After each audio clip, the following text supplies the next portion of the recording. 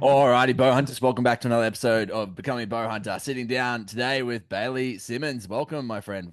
G'day, how's it going? Good, mate. Good to have you on. So, I actually met you one of the times when I went down to Grant's and it was when I did Grant's and Liam's blocks actually, and then I came back up. I was doing a little mini podcast tour, and I came and stayed at Dylan's place that night. And you guys have like a little co-op going in a sense, or it's just like a little hangout with the Armidale boys where you all get together and you're all kind of central to that area. I mean, obviously Yeah, Colin comes down and hangs out with you guys as well a fair bit, and I think it's cool to kind of see the boys get together and just be able to talk shop and bounce ideas off of each other. And we just spent the afternoon shooting together and just talking about different setups and different things. And it was really cool, kind of just afternoon of hanging out with good people that have similar mindsets. yeah, it was a good arvo. Yeah, I think we shot some arrows at 100 meters, did we? Yeah, yeah, we Yeah, were trying to. yeah, had some fun there. Do that now and then. But yeah, Yeah. it's good. Yeah, Dylan's got a nice place out there. And Yeah, he does. He's got yeah, that good range to be able to shoot like that and stuff. So yeah, yeah, mate. that's where I just take my press out there, and whenever we need to do strings, so Mm. me and Dylan normally do our strings at the same time. So I replace both of ours, and yeah, it's pretty good. Just Did hanging. you pretty much just teach yourself how to do that? Yeah, I did the local hunting shop. They had an archery guy, but he left. Then I just started doing them as cashies, Yeah, and okay. then just taught myself by YouTube or just ask other people and just try and error, I guess. Yeah, yeah. It's Yeah, I always think of it as being very complex, but the more I look at it, I'm like, it's actually not that bad. Like it's just tinkering, right? There's a lot of yeah, tinkering that goes on. It's not like it's super complex systems. It's pretty much a this for that always. yeah. But at the same time, it's just you also need to know what you're doing to some degree. Yeah. If you know knots, it's pretty easy. Yeah, yeah. Like it's just You can't tie lots; it doesn't work. yeah, I've actually been playing around with knots recently. It's something I've never put any focus into. So I'm like, you know what? I should try just play with some. So it's on my other desk over here. I've just got two little bits of yarn. I've been playing with that, just yeah, doing nothing smart, like nothing crazy or anything. I don't know if any knots are crazy, but yeah, just playing with bow lines and stuff like that. yeah, yeah. It's good Yeah. to handy to know. Yeah, definitely. I think what's the knot that they actually use for a just for your D loop even? What's that called? Um, I don't forget. I'm not sure Hmm. what it's called, but I use for the knocking points. I just use over and unders, Yep. and then the tie. I don't know. Yeah, I don't know the names. I just know how Yeah. to do You know how to them. do them, yeah. Yeah, Yeah. I don't know if I could actually do a D loop yet. Like I've watched a few videos on them every once in a while, but it's not something I've ever really paid attention to, you know? yeah. They're pretty Yeah. handy. They're pretty handy to know, I guess, out in the field. Yeah, So definitely. yeah, Well, this kind of came about because I was trying to get together a podcast in the sense of I wanted to bring a big community podcast together where we could get everyone's stories from the rut, and I think that's still something that will happen. I've had a few people submit, but I had 30 people say they were interested in submitting stuff, and I had two people actually submit. So I'm like, yeah, okay, there's going to take a little bit more logistics to make this happen. yeah. But in the meanwhile, we were talking. You're someone that I've always had on my hit list to actually have on the podcast anyway. I was like, well, heck, would you be up for it? So it kind of worked out well. Just the timing of it all, and everyone's in the middle of the rut right now, so they're all out and about. And you were out and about, but you're home now, and what you kind of work through the week, and then you'll have another crack again next weekend. Yeah, well, actually, I just finished my job, changing jobs, and I ended up taking a week off just so I can hunt the rut How good? before I go to my new job. So I'll be hunting next week, all out, Yep. try and find the target buck I was going for. Yeah, my sister shot it this morning. Oh So wow. she got that. So yeah, pretty happy for her. Yeah, She's yeah. 17 years old, yeah, and got it with the rifle with No dad. way. So it's pretty good buck. So it's pretty cool. Yeah. So I'm keen to score that. That'll be cool. Is that almost a kick in the nuts though? Because you want to go get it with the bow. That was obviously your Oh, target buck. yeah, if I didn't get a few other bucks already, it would be, but I'm Yeah. happy. I've already got a few on the ground, so I'm Yeah, happy. definitely, man. And in regards to that target buck, is that one that you followed for a few years? Yeah, oh, I'm don't think he was there last year, but there was one very similar, Mm. which he's gone. If it was the same, he's gone downhill a little bit. Yeah, okay. And So it might have been back on the reverse. yeah, but I've had him on camera since maybe the middle of March, Yeah, cool. and he's been all nocturnal, but he's came out a few times in daylight lately. Yeah.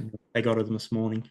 Is it a whole family event? Like when did you get into hunting? Was it something you guys have done your whole lives? Yeah, I grew up on farms out at Cropper Creek, and I've been doing rifles since I was young, but bows, I've been shooting bows since I was 9, Yeah. and been, yeah, bow hunting pretty much ever since. I started hunting deer when I was 14, Yep.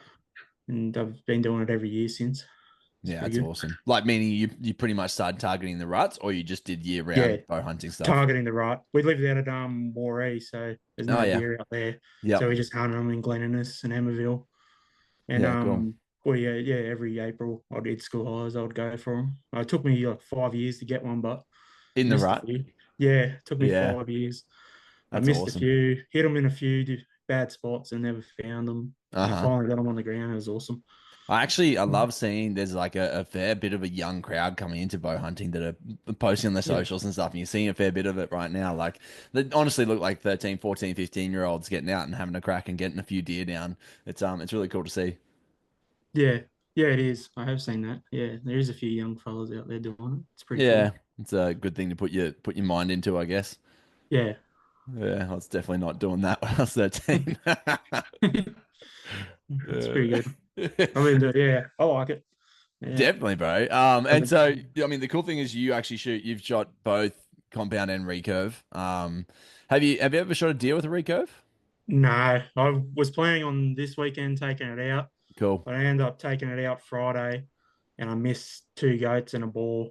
Yeah, So okay. I half was like, put this down and just grab the compound back up. Yeah, But yeah. I'll have a go next week, definitely. Yeah, definitely.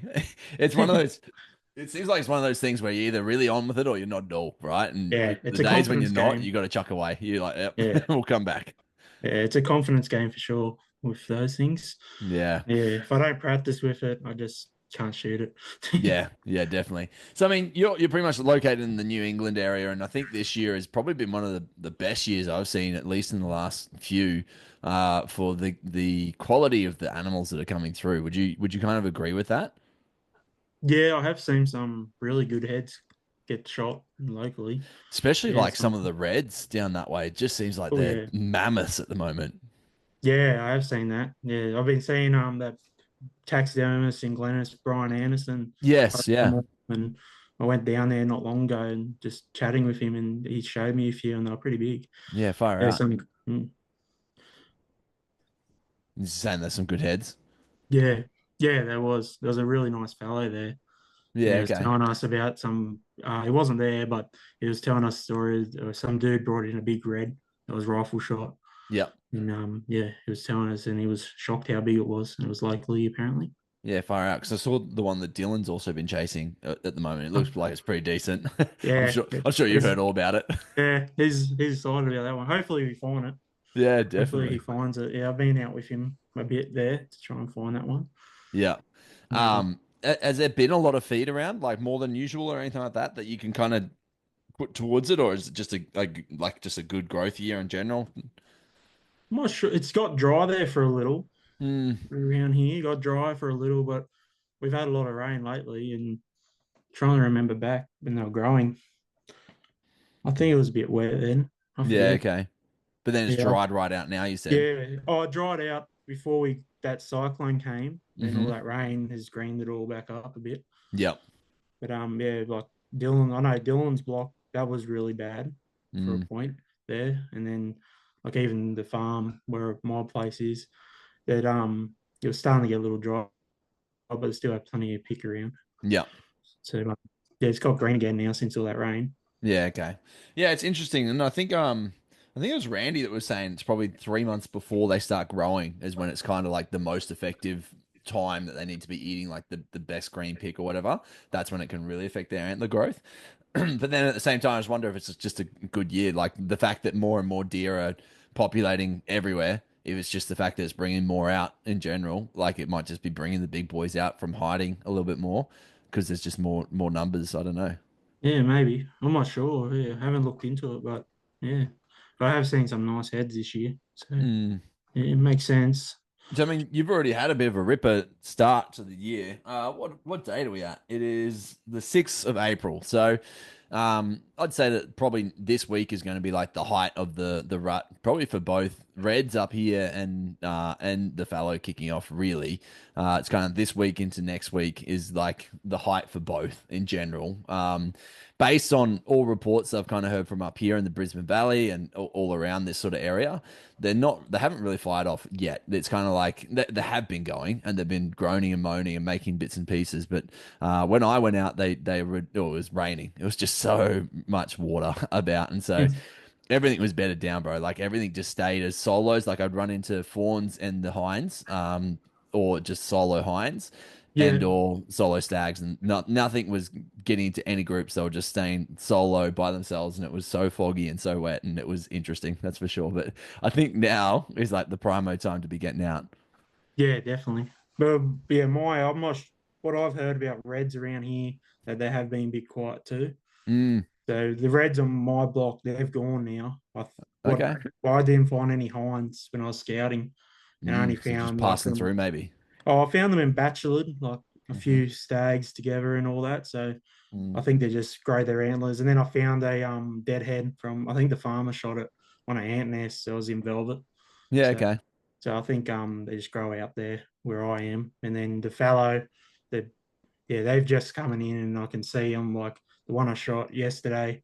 It was starting to be pretty ruddy and the scrapes are in full swing, and I've heard a few croaks and all that starting to go off. When you say he was starting to be a bit pretty ruddy, meaning like because he was croaking like crazy, or because of how he Oh, actually was, the state of him. no, he hasn't looked like he's eaten for a few days. Like Yeah. he's Yeah. just skin and bones and smelt. And and yeah, he had a few croaks and then came into a few croaks and rubbing a tree and coming in for a fight, I guess. Yeah. Okay. That's what. Take us through it through him, like how that all happened yesterday. Me and my mates, I was out there trying to get my mate Steve his first buck, his proper buck, and we were having a go in the morning, no luck. And then in the arvo, I thought we'd just go sit off this scrape I know. So we were stalking down to the scrape, and then we just heard he just let out two croaks, or probably or three croaks, and we were like, we don't know where he was, but we were about 20 meters off his scrape. And so we set up. So Steve had a good shot of the like his scrape and where we thought he would come. Hmm. And I just went back and just gave out a few croaks with that bighorn caller, and Yeah, then they're just so had good no. for the fallow calls. Oh yeah, I love it. Yeah. Yeah, it's really good. I've had the vacuum tube, but the bighorn, it just sounds a bit better, I reckon. Yeah, I agree. Yeah. So yeah, and then I had my rattles and just given a branch a touch up with it and just let out a few croaks and then just sat there for a second or two.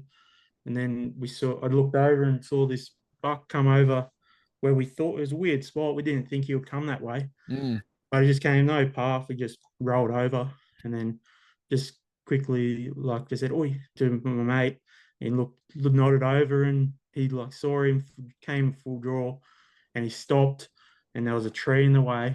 So he was just there. I was just hiding behind my bow. It was just some bit of cover, and he was at full draw, and then it walked in on this little pad. It was probably like 8 meters from him, and his Steve so he stopped him. It was a good, like everything looked clear. His sight picture was clear, and he shot and just hit a rock, and then the arrow just exploded. And No. then yeah, he was there because he was looking at his sight picture and it was so close to because the rest is lower than the sight. Yeah. Just hit the rock and just exploded. So it was like a rock that you had to shoot over. Is that what you're saying? Yeah, he had to Essentially, it was shoot kind over a of rock. here. Yeah. Yeah, Yeah. Got you. and Yeah. didn't realize that. Yeah, the arrow just hit it, took a Yeah. nice Fire chunk out out. of the rock, went flying. And then yeah, he ended up running up the hill like around me, and I stopped him just before he went away, and ended up having to. I shot him, ended up having to like put the arrow just under a log, Yep. and then yeah, shot him, and he ran about 30 meters or so, and oh, it was a good shot. I was happy with it. When you called him up, you just did a little doe call. Yeah, just stay cool. Yeah. Yeah, they respond well with that. Yeah. And then so he's just pulled up, and you said there's a log just across his back. Was it? Yeah, like a And so branch. Like there's a yeah. branch, like a fallen tree, then a branch coming up.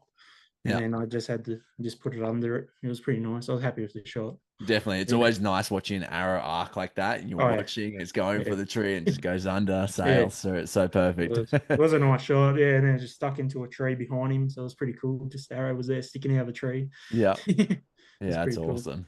But yeah, And I was happy with that. Yeah. how was Steve? Was he pretty messed up or was he not too Oh, bad? he was a bit shitty at himself. Yeah. He was shitty at himself. And then but we got the mood back up. We found the billy after I cut up the deer. We were starting to head out. We found the billy, and Mm. he got in there and made a few good shots on that. Yeah, awesome. It was a really it was got it on video, so it was pretty cool. Yeah, very cool. Yeah, it is one of those interesting things, right? It's like you get such tunnel vision, especially in that moment, because that would have probably happened in what, 60 seconds or so, that whole Yeah, scenario. probably even less. Yeah, Yeah, and so 45. Yeah, I remember when I did my spearfishing course, they showed us this video of these sharks coming in. This shark comes up and has a go at the swimmer. Then another one comes up and has a go, and then another one comes over and tries to get the fish off of his spear. And they're like, "Oh, so that was in halftime," and you're like, "Holy shit!" And then you watch it, it's like boom, boom, boom, boom, like it just happens like so quick, like snap, snap, snap. But same sort of concept in regards to what you guys were going through. Like you think about that in the sense of like the adrenaline kicks in and you slow down and you feel like it's taking forever, but really that whole process would have just been like snap, snap, snap, like yeah, so quick for him. So not noticing that rock is not necessarily a it's not, I mean, some might call it an amateur mistake, but really it's like one of those things that if you don't necessarily know where, the hard thing was you didn't know where it was coming in. So you don't know your scenario of where you're going to be any given time. And then all of a sudden this deer just does something at complete random because he's wanting to fucking fight. yeah. So it's just, yeah, it just becomes a shit show in itself, right? It is. Yeah, yeah. We thought he was going to come in on his scrape, so Steve was set up perfect. So if he came to his scrape, we Yeah. would just nailed him. But yeah, he just came a random direction. That was Yeah. just we got him in the corner of the eye too when he Oh, came up. yeah. So Yeah. yeah. But How come you chose to call and scrape, like just to be like aggressive towards him, essentially? oh, off what just this year I've been out since the middle of March trying to Hmm. call him in with Dylan, and we're just they haven't been responding that well to rattles or Mm. just I don't know. I've just been finding the last few years it's been working. So Yep. just do what works, I guess. So But that's what you've commonly gone for is a few croaks and then you scrape a tree. yeah, I've done that a bit, but I like rattling, but they just Yep. haven't responded this year. Yeah. Okay. And rattling, I guess, is 50-50. You scare them off or they come in. Hmm. At Yeah. least True. they're, at least if you give a croak and scrape a tree, they'll either come in for a fight or they'll come and just Just have to a little explore. suss. Yeah, Yeah. check it out, or even go to a scrape just to give it a quick send up or something. Don't Mm. know. Yeah. Is that typically the plan that you'll go for as well? Like you'll find the scrape, get your wins right, and then go crawl. Oh, sorry, call from there. Yeah, or yeah, I always try and call near a scrape. Yeah, that's where they are. Yeah, the Yeah. other one I shot This- last weekend, that one was off a scrape. The exact same scenario. So last weekend in March, wasn't it? Yeah. Yeah, yeah. I was with Dylan. Yeah, I got one then too. How did that play out? Similar thing. We had well, that was the morning. That was a pretty cool morning actually. We had a bunch of rain all that week, so we went out and they were going off all the bucks there. We were watching first light. We were there watching maybe 6 to 8 bucks just Yeah, how going off good. in like this open patch on his block. And there was like heaps of does, so many does out there. And then they like all wandered off into the thick stuff. We tried a quick rattle and didn't work. Hmm. And then we ended up going over to the scrub and there was 2 bucks in there, croaking a fair bit. And then we saw a bigger one go in there, so we're after him. Yep. And so we were sitting outside on a scrape. It was pretty few scrapes under a tree and all that. And we were there just doing a few croaks, doe sounds, and I was just thrashing the ground, acting as Hmm. scrape. And we had this younger buck come in, and he came in. Dylan was up front. He was shooting, but he came in, and Dylan saw him and just decided to pass on him because he thought the bigger one was going to come in behind him, or like it was also he had a few shot windows, but it was pretty tight windows, I guess. Yep.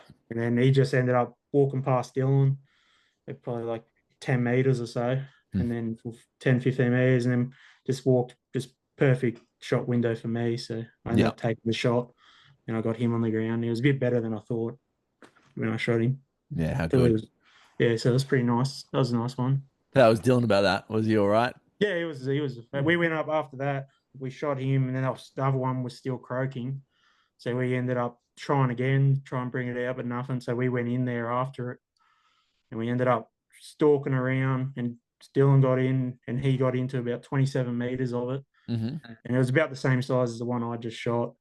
And he had a shot, but the arrow clipped the branch, and Yeah, then fuck. it went off. It was a very tight window, that one. Yeah, Yeah. yeah. It's real hard to shoot in those piney trees. Yeah, definitely. Got to Yeah, risk it to get the biscuit sometimes, though, that's right. as Yeah, they say. yeah, And so obviously they didn't actually see you guys at all then. It was just the fact that you actually stalked in and got a shot on them. It was just not the perfect shot. yeah. That was what happened with Dylan's one. Yeah, stalked Yeah. in. Yeah, he was out. He was up there croaking and raking a tree. Yeah, and that was the big boy. It was No, him. that wasn't. That was a little one. Oh, well, Okay. not little, about the same size as the one I got. So a Yeah. younger deer. Yeah, yeah. The big one we didn't see that morning. Mm, Yeah, we don't know where he went. He'll be in there okay. somewhere. Yeah, definitely. You'll be able to get him. Yeah. And so in regards to the heads that you guys have at that, like you've got a few different blocks that you hunt at, obviously, but are you looking for like good genetics or any deer, or what's kind of the concept when it comes to rut? Just hunt because you get to, or Um, at my place on my block, my farm, or my parents' farm, they I'm trying. There's not many bucks there at all, so I'm mm, just trying to try and like no younger ones. I won't yeah, shoot any younger ones or no, but I'll just try and go for the one bigger one yeah, or any old ones. Like the one I shot yesterday, wasn't super old, but it was pretty mature. mm-hmm, Like I skinned the skin off and I look at his teeth today, yeah, and he looked like he was mature. So I was happy with him. yeah, But cool. we're trying to get the numbers up at home with bucks. Do you have a lot of does at home? No, we've only got probably the same, maybe 12 to 20 Yeah, to okay, see. yeah, And then we get a few bucks in, and all the bucks are in a close radius. And then yeah, if it spreads out to the front and the back, there's two different spots where they rut. In the and front. they'll always just come and try use the same scrapes essentially every year. Yeah, I've Yeah, got one scrape which they always go to. yeah. So this one scrape, I always go there. And there's a few little scrapes that pop up, but there's this one scrape they always go to. Mm. Yeah, it's very interesting, right? Like, I wonder how many girls are kind of in that whole region in general, and if there's a surplus of bucks that are going to one area over the others. Like, obviously without having like collars or something like that on them to track what they're actually doing, it'd be so hard to actually ever figure it out. But it Yeah, would be so interesting to know, right? Like every hunter, I'm sure, has the same questions around it. yeah, it would be. Yeah. Oh, yeah, I see them and see the same. Like we've got a few light coloured and dark coloured because you got Mhm. so little, it's a bit easier, I guess. But if you got heaps of those, it'd be Yeah. hard to tell which ones. Do you put much cameras out? Yeah, I got 7 out at the moment. Hmm. So I got them out and they've all got deer on it, which is what I'm happy with. Yeah. But I only really put them out for the rut. I do sometimes to see what pigs are getting around, Yeah. Okay. or if there's a big billy getting around, I like chasing them. So Yeah. you put it out for them. Yeah, definitely. Yeah, and in like, is there anything that you're kind of finding as patterns on the cameras at the moment? The certain deer will. I was surprised. The big one I've been chasing, he was more of an arvo deer, and Hmm. then a sister shot it this morning. So Yeah. he's out in the morning, but all my cameras I've got him on the arvo. Yeah. Okay. So that was surprising. Yeah. Arvo on the scrape. Is that what you're saying? Yeah. Yeah. Yeah. Afternoon, late afternoon, he's always near that scrape. Yeah. Yeah. Well, that's all. Well, I've got him on a few cameras traveling around the place, and yeah, he's always in the afternoon. I find Mm. him on the cameras. Yeah, rarely in the morning. Yeah, I'm intrigued. I need to actually go back and listen to the episode that I did with Toby and Randy. I'll be doing that this week on my drive down because I'm going out hunting on Wednesday. So go chase the fallow Nice. for that. But when I talked to Randy the other day, he was saying like we won't really be doing much calling as such because they'll be on their scrapes. They'll have their girls. Like a lot of what we'll be doing because it's peak rut is essentially a lot more spot and stalk. I essentially think I'm not definite yet. I need to Yeah. listen to that podcast again, and then I'm sure we'll do one when we're down there. But has your plan kind of changed over the time of the rut so far, and will it change in this next week when you go out? If they're on the scrape, yeah, I'll spot and stalk them. Hmm. Yeah, but it depends. It's like I don't know. Oh, I don't know. I personally, I just look at it and just make a decision when I'm there. Yeah. So if it looks like if they got their does and they're all around their does, it'll just go call might work if they think Mm-hmm. one's wandered off, but won't really. So I just try and stalk in there if I can, Mm-hmm. and then I just assess it when I'm there, I guess. Yeah, and it's also obviously once you start making noises, they're more likely to be looking, and not only them, Yeah, but the they girls as know where well. you are. Yeah, Exactly. Yeah. give away your location, so I'd rather not do that. Yeah, yeah, especially if they're going off and they're just giving you their location consistently. Like, what's the point? May Yeah, as well that's just right. spot and stalk, right? Yeah, I did it last year. I spot and stalk my my big buck I shot last year, and I was yeah, it was that was fun. It was even more achievement Yeah. to spot and stalk it. You're a big boy too, right? Like, how tall are you? 6'1", I think, or just under, Yeah, okay. maybe. Um, and Josh that we met as well, he was like 6'3", wasn't he? Yeah, something like that. He's pretty Yeah, tall, taller than yeah. me. I was thinking you were as tall as he was, but no, I got it mistaken. I was Yeah, gonna he's a say, bit tall. how do you stalk up to those deer? Like, how do you miss them? But Yeah, it's yeah. I guess it'll be easy if I was shorter.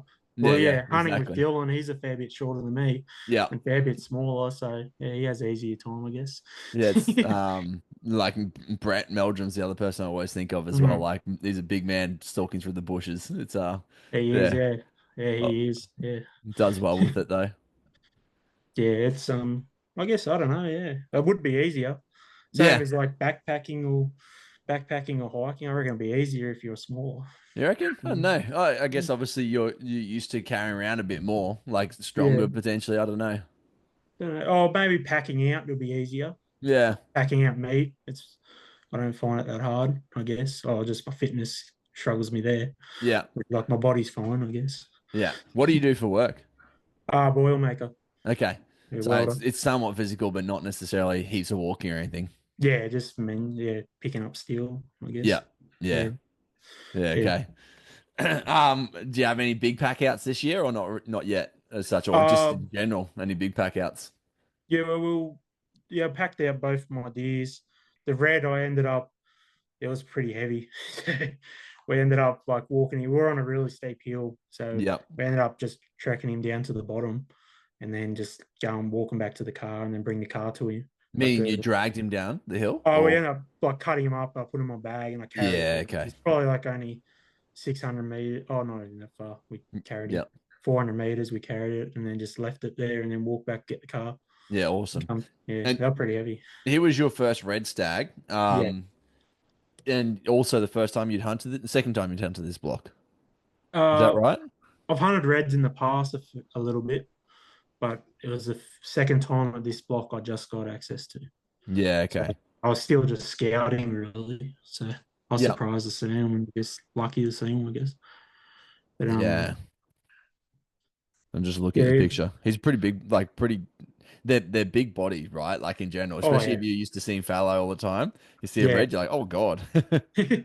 yeah. I forgot. I haven't seen one in a few years, so it was when it was better down, and when he stand up to feed, I was like, oh geez, they're bigger than I remember. Yeah, yeah, definitely. Yeah. And so talk us through that hunt.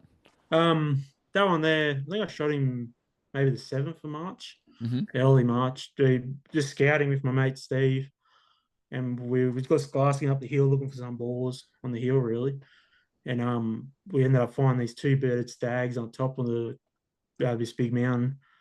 And the wind was blowing, so we thought pretty heavily, and it was all right direction. So we wrapped around and came up the ridge on them.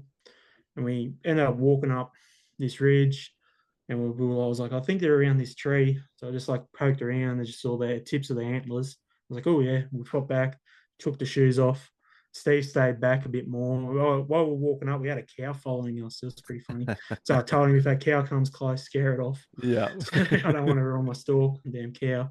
And then yeah, I ended up just getting in there. The wind was blowing. Oh, it was Makes such ridiculous. a big difference, Yeah, though, doesn't it? Like you yeah. can just get away with so much more when it's Oh yeah. howling in a single direction, and you can make steps without them hearing. Like, yeah, it makes a big difference. Yeah, I wouldn't have got so this close if the wind wasn't blowing so much. Now, Hmm. normally I've been shooting the hinge lately, Yep. and this because the wind was so heavy, I just went to the back to the thumb, Yeah. brought out the thumb release, and Yeah, yeah, that's interesting. Yeah, it's hard to shoot the hinges in the wind, I find. So Yeah, I haven't played with my hinge heaps to be honest, and so yeah, I wouldn't have thought of that. But now that you say it, like especially because it's all based on movement, as soon as you go that little bit, which yeah, wind will do to you, right? You could, yeah, yeah, just check. Yeah, that's send right. some Yeah. missiles. Yeah, and with the thumb, I punch the thumb, so Yeah, okay. that's Did why I you went punch to. it on this one? Yeah, I always do. Yeah. I'd sort of, I don't know. People might disagree, but I'm not too bad at punching, so Yeah. And but I I'm think not that's too the thing. bad. It's like different Yeah, strokes for different folks. And if you can make it work 99.9% of the time, then why not? yeah. I've been shooting bow for a fair few years. I never got taught the proper way. I didn't know Yeah. what target panic was till probably 6 years ago. Yeah, So yeah. yeah, so I don't mind. I'm good out to like 40, then I can see the difference past 40. Yeah. So that's why I got a hinge for because I'm planning on going to New Zealand. So I wanted to be good out to longer shots. Yeah, awesome. Plus, just I'd rather just I should just shoot it properly. So Yeah, plus yeah. I make some really good shots with that hinge. So Yeah. I'm liking that. Yeah, But definitely. yeah, I got in. I stalked in. Got to about 15 meters off these two bedded stags. Hmm. There was a five by five. And there was a 6x5.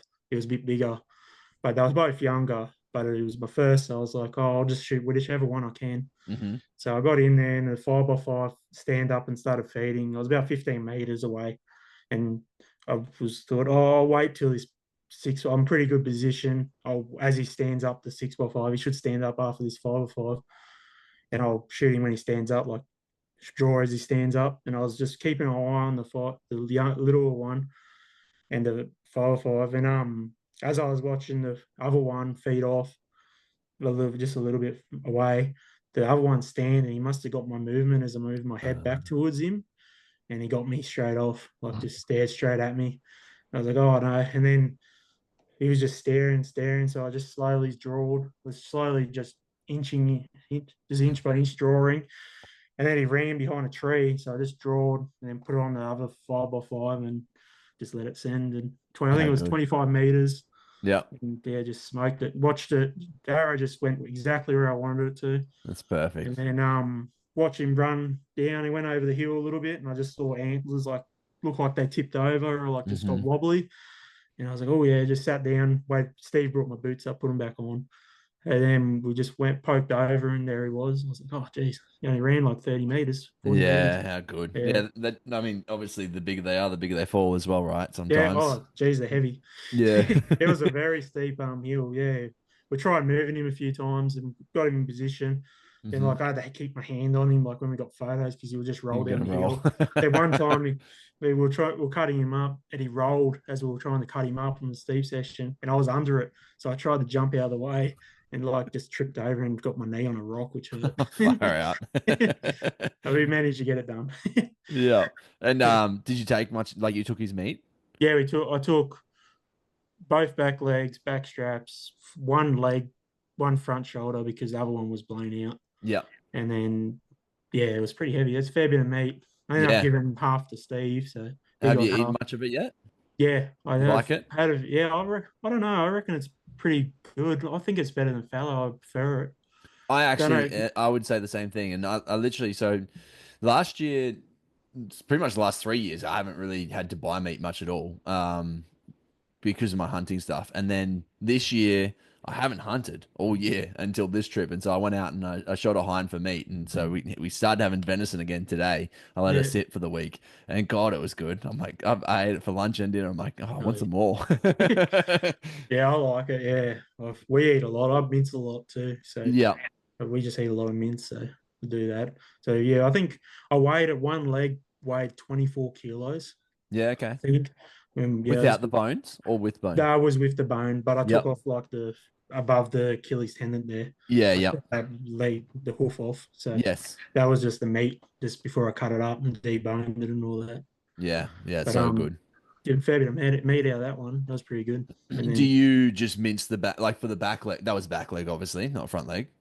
always mince the front leg. Yeah, same. That's I what I do do. pretty Yeah, much do that. Mince front leg, and then I keep the back legs for cuts. Apart from there's like a few little on yeah, the stags. I'll actually keep them for I'll just fry up, or not fry up everything, but like roast or use everything as the cuts. But when it's a hind, some of those cuts are small, like the eye of the silver side Yeah, and the tri-tip and stuff like that. They're just a bit too small to keep for themselves. So then I'll just, yeah, when it's a hind, I'll usually mince that stuff instead. yeah, I do the same with like fallow and that. They're a bit smaller in that. Yeah. But yeah, it was yeah pretty big. Yeah, yeah. I ended up in my fridge. I just got one of those all fridges, that I just hang my meat in, Yep. and I ended up taking my tray out that collects the blood because they wouldn't fit and they were just touching the bottom. So I'm Oh, like, yeah. "Gee." And then yeah, they were pretty big and heavy. Yeah, definitely. But the fallow I packed out the fallow. That one was we just me and Dylan just wanted to see how much they weigh. So that Hmm. one there I did the exact same. I took the neck meat on that one. Yep. Bit of neck meat, just ran it up from the back strap, and then took a bit of the neck. Yep. And yeah, two back legs, front leg, one front leg, his other one was blown out. Hmm. And yeah, the neck and that one weighed, I think we weighed at 29 kilos. 29 The bag. kilos for Yeah, the whole thing. with the bag, with the head on the bag. That was how Yeah. much my pack weighed as we Yeah. packed Okay. it. Yeah. So we just wanted to see how much it weighed. So Yeah, definitely. yeah, Yeah, I often do want to do that. I remember one time I think we must have had I think we must have shot multiple deer, but I remember we weighed the meat and it was like 72 kilos of meat that we came out with. So I feel like we shot two reds and came out yeah, with that. And I was, and that for some reason stuck in my head of like, oh, you get 74 kilos of meat off of a stag. I'm like, no, yeah. I think I'm Right. incorrect there. I don't know. Yeah, you get yeah, take the bone out. The bone weighs a bit. Yeah, yeah, Yeah, definitely.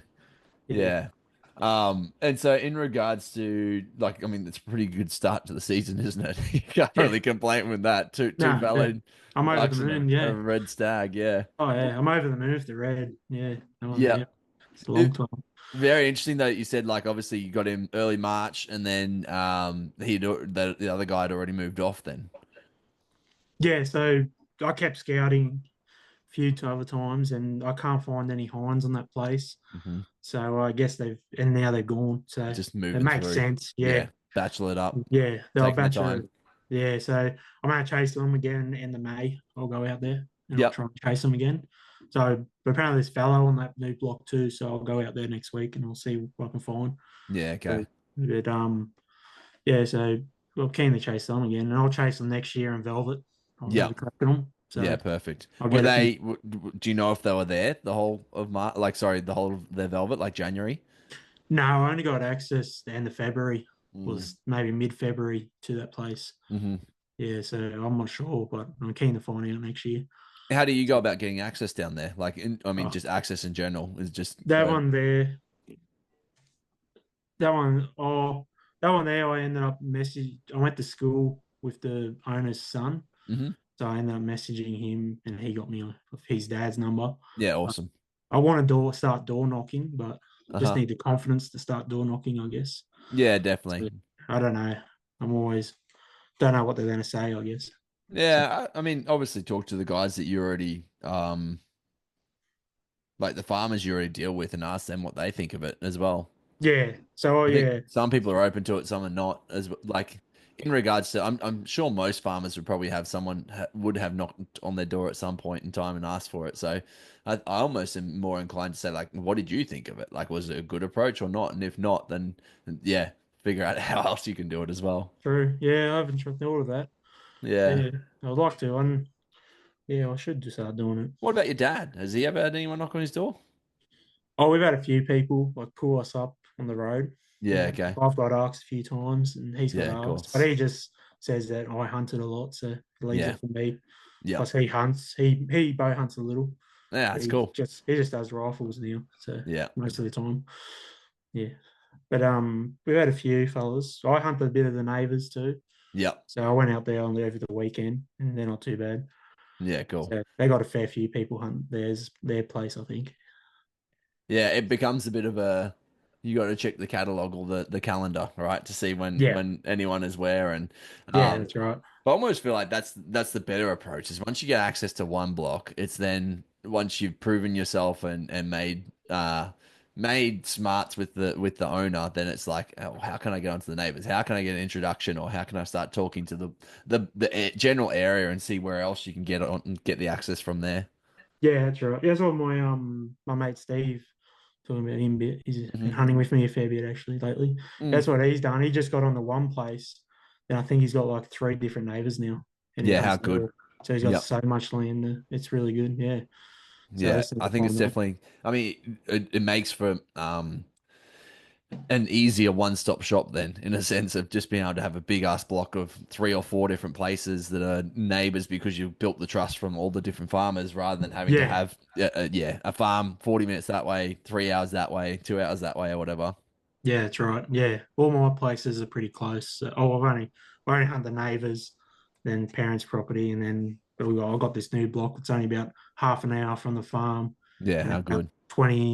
24 minutes from where I live. So Yeah, it's pretty good, nice and far close. out. Can't complain with that. Have Yeah, it's pretty good. I you been like it. getting out before work and stuff? No, not now, but this new job I'm starting, I'm going to finish earlier. Yeah, cool. So I'll probably will start getting out in summer Yep. after work, and especially pre-rut scouting and that. I'll be out after work. Yeah, okay. So, yeah, it'll be good, especially having a block so close. So I got some Yeah, big, got 100%. a few big pigs on that place. So I'm keen to chase them over winter, Yep. try and get them. Do you see the pigs much over summer or not really? Yeah, I have seen a few. So have seen a few, but more in winter I find. Hmm. I've still been trying to get one. I've had bad luck with them lately. I've With the hit pigs? three, yeah, I've hit three good balls lately, and I've lost them all. Two of them went into blackberries, and we haven't Yeah. found them. And one of them, it was right on dark, and we went over the hill. I asked the farmer to have a look, and he had a look for me the next morning, see if he could find on the motorbike because he was in that paddock mustering. Yep. But no, he didn't find it. It Yeah, was a good bugger. pig too. Yeah. They're so hardy, those boars. Like, yeah, I swear you could take out like a little bit of a lung or a little bit of something and they'll just truck on, right? Oh If it's yeah. not like a hundred Yeah. percent in the ticker, or yeah, I don't know. Yeah. Even then it feels like they just go nonstop. Oh yeah. I've seen some tough ones. Yeah. Yeah, I Definitely. saw a definite heart shot on a pig, and we just couldn't find it. Like we trekked the blood, and the blood just stopped, and we watched him, and we saw him go off into the hill, like down this little valley, and we're like, okay, we know we're walking over there. We walked in, we couldn't see him anywhere, so we've come back up and we've tracked his blood to where we could, and we just couldn't find him, and we're like, he's dead. Like, there's no way he's not dead. But then just finding it is just ridiculous. You're like, what the heck? How do they get Yeah. that second life about him? Oh yeah. I've seen some goats do that. Just Yeah, you hit them yeah, just perfect, and they just keep going. yeah. Can't stop them. Yeah. Tough Hardy little things. bastards. Yeah, Yeah. definitely. Yeah. And so you've got a fair few goats that you hunt on your block, is that right? But yeah, that's what I mainly got the hunt. Like Yep. just they're everywhere. Yeah, So okay. so And yeah. and so is there any rhyme or reason to what you do with them in the sense of like, okay, I'm going to chase just billies, or you chase everything and anything? Like you definitely put Um down some pretty good billies from there. yeah, the Billy on my place, the Billies come and go. Like Mm, so they'd be like could be deer. I don't know anyone else's place, but this is my place. Like they come, then they'll go off and bachelor by themselves, just billies. Then yep. they'll come back to the nannies like every few months. So I just chase them then, we'll go find them. Yeah, I Yeah, mean, I've definitely heard that a fair bit in regards to the billies bacheloring up and hiding. Like they'll pretty much be only a valley across. yeah, that's right. Like Yeah, they'll usually be pretty close, but then they're just in the thicket, in the middle of nowhere, right? yeah, yeah, it's 100%. Yeah, that's right. Yeah, I've got them down to a good pattern at home, so I've hunted them a lot. So Okay. I like I can get them pretty good. So when they bachelor up, are they bacheloring up? Like, are they still on your block when they're bacheloring? Yeah, so And they're where are they normally going? a lot of the fine I find in like rocky stuff, Okay. in like a rocky or good feed. I found them in a good feed. If you like need blackberries and that, Yep. and then like in the rocky hills, there's a lot of like rocky mountains and that where And I they're am. they're So, staying in that same location the whole time?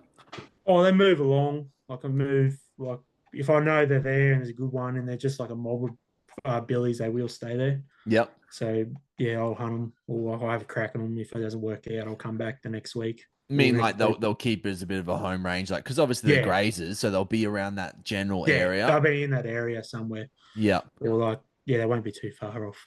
But Yeah. they do Okay. wander off. Like yeah, there's a lot around, so they do wander. But I don't know. I'll just they're in certain areas, or like Hmm. Yeah, there's certain mountains they like, or certain rocks, I guess. I'm not sure. Yeah, it's so interesting. And I definitely have seen like this one block that I've hunted at a few times now. One time I went there and there was billies all over the top of the hill. Next time I went, none to be seen in sight. Like there was small ones, but none of the big boys were there. And I was like, oh, that's Yeah. very interesting. And there's a lot of thicket just next to it. Like it's like literally the next gully across is just all this thick stuff. And I could almost guarantee they would have been in there. Oh yeah, 100%. Yeah. But yeah, like Dylan's place where he hunts his goats, he's there. They're only out in summer, and that in winter you hardly find them. Hmm. So he just hunts them every summer. And I've heard a few places like that. Yeah, Like interesting. like I've got them all year round, but like a few spots are just they're out there in spring and summer. Then winter they're just they like maybe in the gorges. I don't know where they are. Yeah, Just in okay. the real thick stuff where it's hard to find them. I'm not Yeah. sure. I wonder what like why that would be as well. Yeah, I'm not sure. Yeah. Obviously going higher would mean better sun, and maybe that's something to do, but yeah. Yeah, maybe rocks maybe give a bit of warmth too in Yep. winter, Yeah. possibly.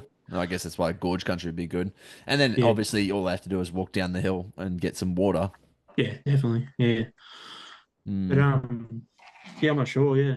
I've patted them down at home pretty good, but I'm not sure about anywhere else. I don't really hunt goats much else. Yeah, and So so in regards to your place, like are you seeing anything like as a consistent piece from I guess your each season? Like there's something that they're doing in summer that they're not doing in spring or not doing in winter or anything like that, or pretty much similar all year round. similar all year round. They, maybe some of them might be they're closer to the creeks. Mm-hmm. They're closer to water. Yep. Makes sense. So they I hunt them in the creeks a lot in summer, Yep. like in have and then but they just wander in like they've got them like they're coming out of the creeks like in the morning Mm-hmm. and they'll be out in the open feeding and then they'll go back up the hill in the arvos. Yep. So they'll be so if you want to hunt them, you want to be there about 9 o'clock to get them coming out of the creek, Mm. and then you got to like arvo you'll be getting them like going back up the hill. And then what they go up the hill and then come down during the nighttime to Oh, come I back. do. I've actually never seen a goat at night time on my Yeah. place. Yeah, I've never okay. seen one spotlighting and all that. I've never seen one. Yeah, wow. So they're hidden in the rock somewhere. I Yeah. reckon got their little spot. Yeah, yeah. Yeah. Yeah, I definitely remember hunting a pay block in Emerville, and you could literally watch them. Like we went out for a walk in the morning. We were like, what the heck? Like there's meant to be goats here. Where are they? And we went back and we were having a coffee at like maybe 9 o'clock in the morning, 10 o'clock in the morning, and all these goats from this hill just start pouring down into the valley. We're like, oh, here they come. Like that's where the goats are. Yeah, that's goats for you. Yeah, They're not and early so morning risers and it was the same. sometimes. Yeah, it was the same thing. What you just said, like about 3 or 4 or 5 o'clock in the afternoon, they just start walking their way up, and you just watch them all just bail out of this gully, and they're gone again. Yeah. Yeah. Yeah, they do that. They're fun to chase. They stink, but they're fun. They are. Yeah, I quite like them. It's Yeah, actually my freezer's still so full of goat, and I mean we do eat a bit, but it's hard to eat goat curry in the middle of summer. it is. Yeah, that's it. I cook with it. So I just go knock over a nanny when I want some meat, and Yeah, yeah, just goat curries. I like it. yeah, it's so So good. I've never tried anything else with goat, so I Dude, probably so should. actually, I've been doing this stew for a while called gumbo stew, and it's very, very big in America. They do gumbo stew, shrimp gumbo, they do crab gumbo, they do yeah, all different types of gumbo stew. It's like big in South Carolina and stuff. I think it's like where it kind of kicked off. But Yeah, pretty much the way you cook it, so you do flour and oil in the pan for half an hour, just stirring it nonstop, and it yeah, makes this thing that they call a roux. So it's like it browns it up. So it goes from white to brown. And once it's brown, then you just chuck bone broth on top and some Cajun spices. And then you chuck goat, celery, and capsicum. And that's it. And it's so fucking good. Like I yeah. do that as a slow cook then. And it's just, Yeah. yeah, it's incredible. I might need to give that a go. Sounds Yeah, nice. I actually made it the other day. We had friends come up this week from Canberra, and I made it for them. They're like, "Oh God, this is to die for," and it was so good. So I should make a video of it because I've been doing it a fair bit now. So next time I make it, I'll do that. I'll make a video and put it up on Instagram. Very good. Yeah, I'll try that. Yeah, I should try more because I can get it pretty easy. Yeah, yeah, exactly. It's some goats. So available. Yeah. yeah, I had a but yeah. friend actually that went out for his first hunt recently. He shot a goat and he sent me the picture and he barbecued it. I'm like, oh yuck. Oh my I I'm see like, so many people do that with venison, just barbecue it, then they're like, "Oh, it tastes like crap." yeah, You're like, no, "Yeah, I that's why." love it if you do it properly. Actually, Yeah, I don't know if definitely. I told this story or not on the podcast yet, but at Christmas time we had everyone come to our place, and I'd been saving up this like the top of a fallow leg. So pretty much if you think about everything but the shank of the fallow leg, and I was going to Yeah. cook that up on the barbecue on Christmas Day. So defrosted it, got it all ready. Had some spices and stuff on it, just like some Italian spices, which goes really well usually, and some salt and oil. Cooked it all up, and I got this little waft when I was cooking it. I'm like, surely it can't be. I'm like, oh well, I'll just cook it up and put it on the table, sliced it all up, took a bite. I'm like, this fucking goat. I'd mislabeled it. I don't know. What happened is we went hunting on this block and we shot a heap of goat and a heap of Yeah. fallow and we just bagged it all up. And when I got home, I'm like, surely that's the fallow leg. It's too big to be anything else. But it was the billy that I'd shot. It was this big billy Oh, leg. So I put this big billy oh, leg Billy. on the Oh, Christmas table for everyone. And I'm like, ugh. Like yeah. that's just because it tastes like how Oh, it smells, right? So I'm like, that's so gross. yeah. I can And smell it everyone, now. oh yeah, everyone else loved it. They're like, "Oh, it's really good." Oh, I'm like, "Oh, I don't know. I must be tainted because of the smell that I've dealt oh, with in the hills. I don't know." yeah. I've never gagged at any other animal except for billies. Yeah, Some of those old billies, they just stink. yeah, Oh, definitely. jeez. Oh, the worst part's if you cop some of their gut at all. Oh yeah, That's the quartering bad. away Yeah, calling shots. away Yeah, shots. Yeah, yeah, yeah, that's yeah. when it gets bad. I started dry reaching. I've done it a Yeah. few times. It's bad. Oh God. So what did you do with your heads from your bucks and your stag that you got? Are I you? just all Euro mounts. Yeah, awesome. I'm Do right you- into Euro mounts at the moment, so yeah, I just like them. I really do. because I got my big buck last year shoulder mounted, and it's Yep. pretty cool. I'm really happy with it. And then I went down to Oberon for the trophy takers like deer scoring course Yep. and did that, and just having all the heads and playing around with them and like turning it just was so sick. So Yeah, cool. I just want a bunch of Euro mounts now, so I'm Tell me happy about with that that. because that was just the end of last year, wasn't it? The Oberon one. That was October. Oh no, that one was in trophy. The awards were in Goulburn in September. Yeah, okay. And then they did a scoring course for deer for Yep. all the deer species in Australia. So, or in February, I think. So me and Dylan went down to that, and so Yeah, we cool. officially scorers for the trophy takers. Is that what scoring system do they use for that? Douglas. It is Douglas. Okay. And Yeah. so in regards to a fallow, where are the measurements that you take? You got your coronet, your beam, and your brow tine, and your tray tine, and Mm-hmm. your guards, and you got your without points, and then your with points, then your tray. Not your tray. Your palm width length. Yep. Then you got your overall length, your your spanned and span Yep. there too. And And so then when you're doing your tines, I know we're jumping back a bit, but when you're doing yeah, the tines, are you doing just the length of the tine, or are you going all the way around and all the way back on a tine? no, you follow the tine. So we got to like our find the center of the antler, like where Yep. the point is, and then center of where the tine starts, and then we follow the tine all the way to the point. But you Okay. keep your tape in the center of that. Just the measurement, but it's just the measurement up. It's not up and back, is it? Oh, It's up not. and back, Yeah. you follow it. So if they curve, you just follow the tape around. Yeah. Okay. Yeah. Yeah. So Cool. it's hard to explain without having one Without here. showing, yeah, Yeah. definitely. Yeah, it is. Mine's all wrapped up in lights Yeah. and trees, so I Yeah. can't necessarily pull it out. Yeah. And then I thought it was really hard to do until I went down there and it was like, oh, it's pretty easy. pretty Like straightforward. like you get reds, they got crap going everywhere. Hmm. Looks awesome, but it's just hard to score. But because What changes with the reds? Because you're doing each point, or yeah, you're doing each point, and when like Brett Meldrum's red he shot, Mhm. that was down there. They were Yeah, scoring it wow, when I yep, was there, and yeah, it's got like points going this way and that way, and then they have to try and match them, which ones are what, because you have to try and match them, and then yeah, so there was about four of them there, like experienced scorers working on that one. yeah, wow, Yeah, so it's a bit of work, but like you 5x5s, and like they just got a normal crown on it. The reds are yep. pretty easy. And in regards to like Australian standards, or let's say not Australian standards, like Australian like biggest animals that we've taken in regards to Douglas scores and stuff. Do you know what the biggest fallow, biggest red are? I think the Reds like around the four.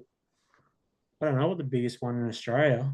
Mm, Don't know what it is. About maybe between 420 to 440 somewhere there. yeah, okay. And then I think the biggest fallow, that one Darrell Bolger got 270 something. Okay. That was a pretty big one. Jeez, that was big. Yeah, Yeah, wow. fallow. Yeah. So yeah, I'm not sure, but it surprised you. Like there was some there we scored that you would think, oh, it would be like 180 or something, and it ended up being like 215. Just Yeah. just get points. And they like reward if one time's shorter than the other, or like take a bit off. But yeah, so Do they do an average system on the fallow as no, well? it's just what do you mean like average? Like Like average of the two sides? no, it's the shortest. The You just scores take the of shorter. everything's off the shortest. Yeah, okay.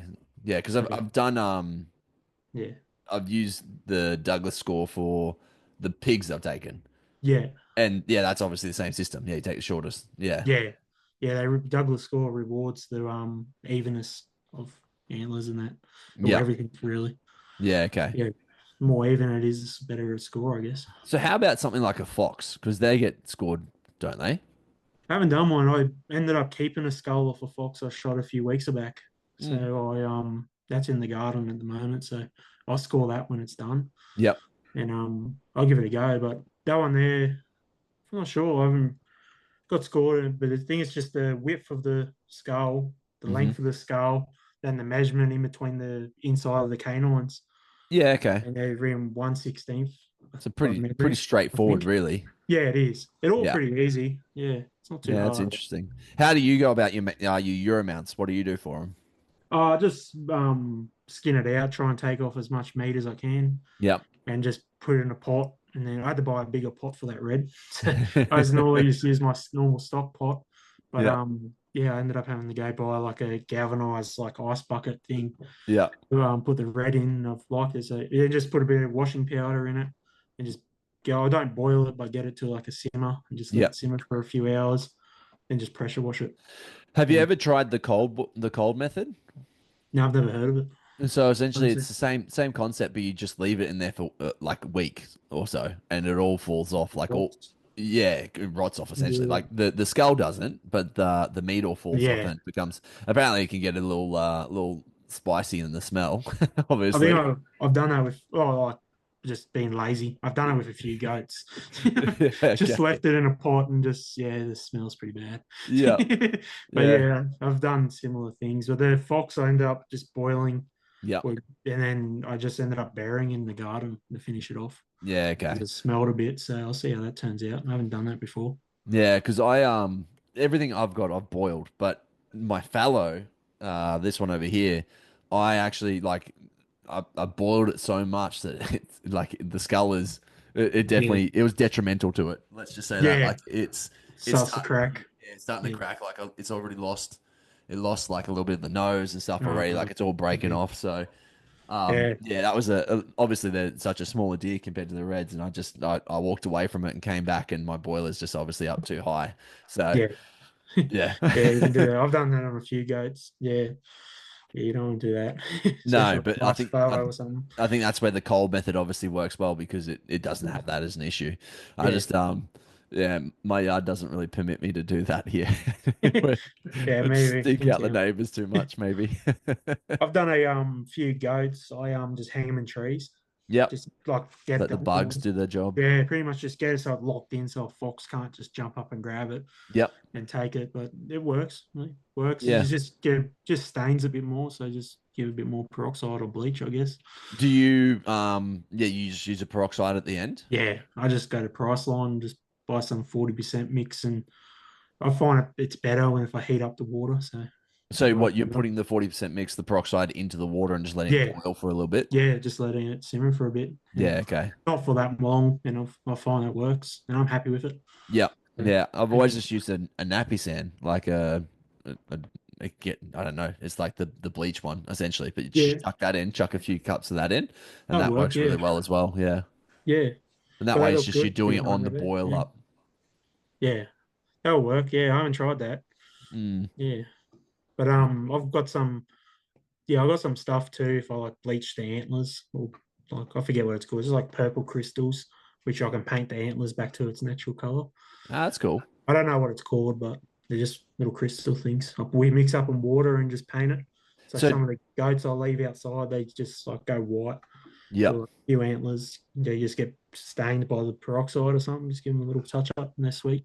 And so it is literally like a purple crystals you add water to and you mix it on, it pulls the original color out. Is that what it is? Or No, I think it just dries the same color or yeah, close okay. to. I don't know Yep. what it does. I just got a bunch of it, so it Yeah, awesome. works. There you go. Works. Yeah. Yeah, I've got a little tip on this one, like at the very base where the water boil, like the way that held the water is boiled over just on the edges here on my red. So Yeah. I Yeah, I will, get that. yeah, I should get something like that just so yeah, it Yeah, just touches rough back up. food. Yeah, when it Yeah. runs through, I'll give you some. Yeah. Yeah, okay. Yeah, cool. So you got the whole week off to hunt essentially this week, you were saying? Yeah. What's the Yeah. game plan? Um it's been changed a little now, so I'm not sure. Because of the buck obviously been taken. Yeah, so it's been Yep. shot. So I'll go out there, of course, and find another one if there is one. Hmm. But I'm actually really thinking about just my confidence is a bit lacking at the moment with the recurve from missing a few animals over the weekend. Yep. So I'll practice with that for a few days, and I'm thinking about just taking that out. Yeah, cool. Try and get my first deer with the trad bow. Have you been practicing with it much at all in the lead up? Yeah, a little bit. Hmm. The last week I've been slacking, but a fair bit lately. Yeah, I Yeah. got pretty confident with it, but I just got some new arrows I need to fletch up for it. So Yeah, cool. I'll tune those up and I'll have a crack with those. Should be good. I've been shooting my longbow more than ever at the moment. And then I snapped my string a few weeks Oh no. ago. Like in the lead up to the rut, it was actually something that Benny Fencer put together. It was like a group for dudes with like he just put together like 10 guys that all shoot longbows or longbows and trad bows, and he's like, hey, let's just keep each other accountable, like put your 5 shots in every single day. And that was Yeah, really good. It definitely acted as like a perfect little motivator to make sure you went and shot your arrows every day. It's a good accountability it boat. would do. Yeah. Yeah, and yeah, so I was shooting my bow more than ever, and I got it on film. One day I went out to shoot my bow and just boing. Oh, jeez. It was actually as I let go of the arrow, it just snapped right where the nock is because that's Oh the yeah. part that always shoots off, Yeah. right? And yeah, it snapped unfortunately. So I got Jack to do me up a new string, and it rocked up the other day, and I've only shot No. it a few times since I got it, but. Yeah, I've been shooting really well with my longbow. I'm very happy with it, but really shooting really well at 8 meters. So you can't really Yeah. can't really say it's amazing, but yeah, Yeah. Yeah, it is it's a different game. Yeah. yeah, Yeah, definitely. every time I take my trad bow out, I'm always into compound range of everything. And Yep, then when I take my compound out, I'm always in trad range of of everything. course, always the way it goes, right? So It's like when yeah. you take the rifle out and you shoot it in bow range. You're like, what the heck? Why? Yep. That's Yeah, exactly right. Yeah. yeah. But So what do you have you've got Collins, which is outlaw bows. You've got his Peregrine, do you? Taipan. The Taipan. His Yeah, okay. takedown bow. Yeah, I like it. It's really nice. Yeah. Yeah. And what sort of adventures have you gone with it? You said you've shot a fair few goats with it. Yeah, I've just only shot a few goats. I missed a good it wasn't a big ball, but it was a decent ball Hmm. on Friday with it. Yep. I missed that and spewing. And then yeah, I've just been shooting goats. I've been trying to get a pig with it. Then Yep. a deer. I'll try and have a crack at a deer. Yeah, But cool. I haven't been taking it out lately. I've just been taking the compound with it. But I've been shooting at most arvos, Yeah, awesome. so getting my confidence up with that. What sort of distances do you shoot? 15, 18s maybe my max. Hmm. But just trying to play around with my anchors at the moment. Yep. But I seem just go back to the same one. Yep. But yeah, 15 meters is my max with that trad bow. It's Yeah, hard. okay. Yeah. Yeah. It's very interesting, isn't it? How it just changes after that as well. Yeah, 5 meters doesn't sound like much, but it is. Yeah. Yeah. Yeah, my grips go from nice and tight to all over the shop.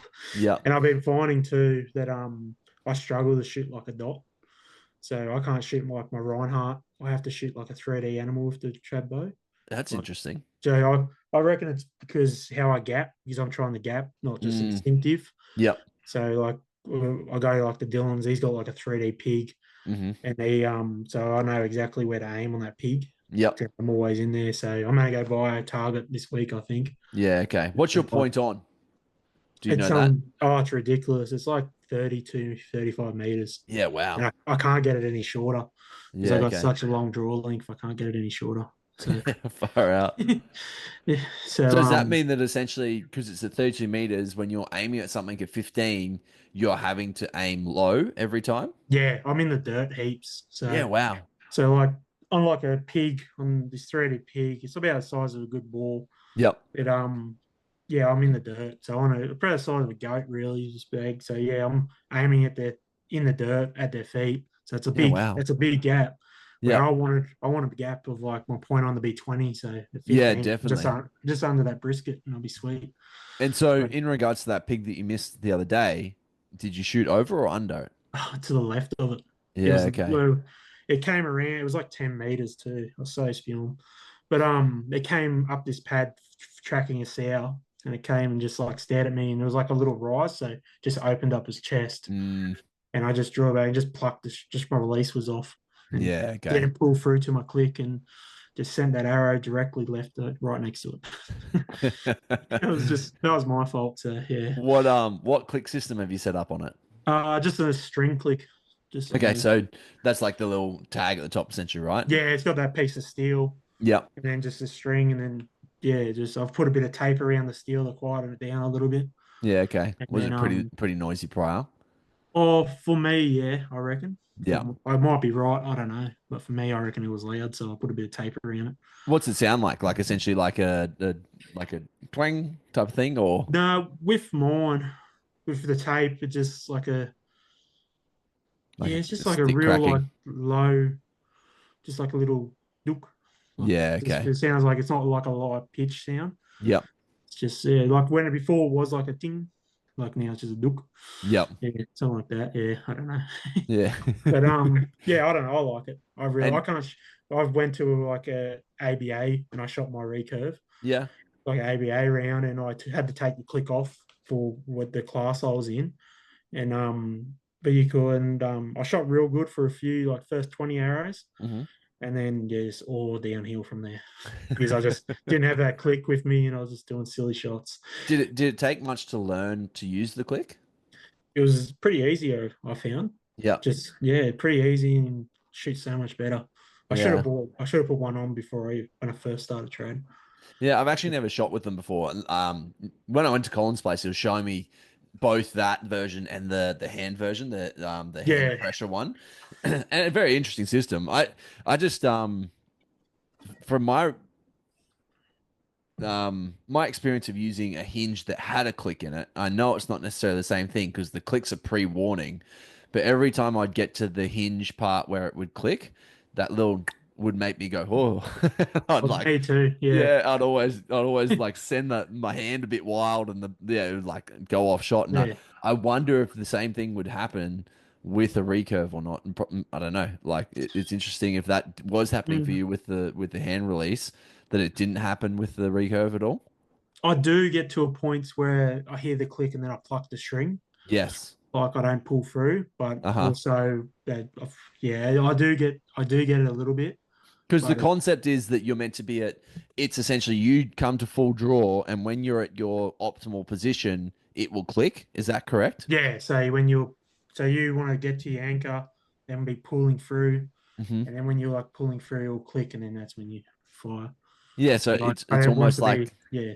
for me that would train me to be more of a plucker, I think. Yeah, I get like that sometimes Yeah. when I'm tired and I've been shooting it a bit, and I'm just like, just hurry up and click. Mm. Like I'm getting tired, just waiting for that click. It's taken a bit longer because I didn't put it to my anchor and not pulling through the right.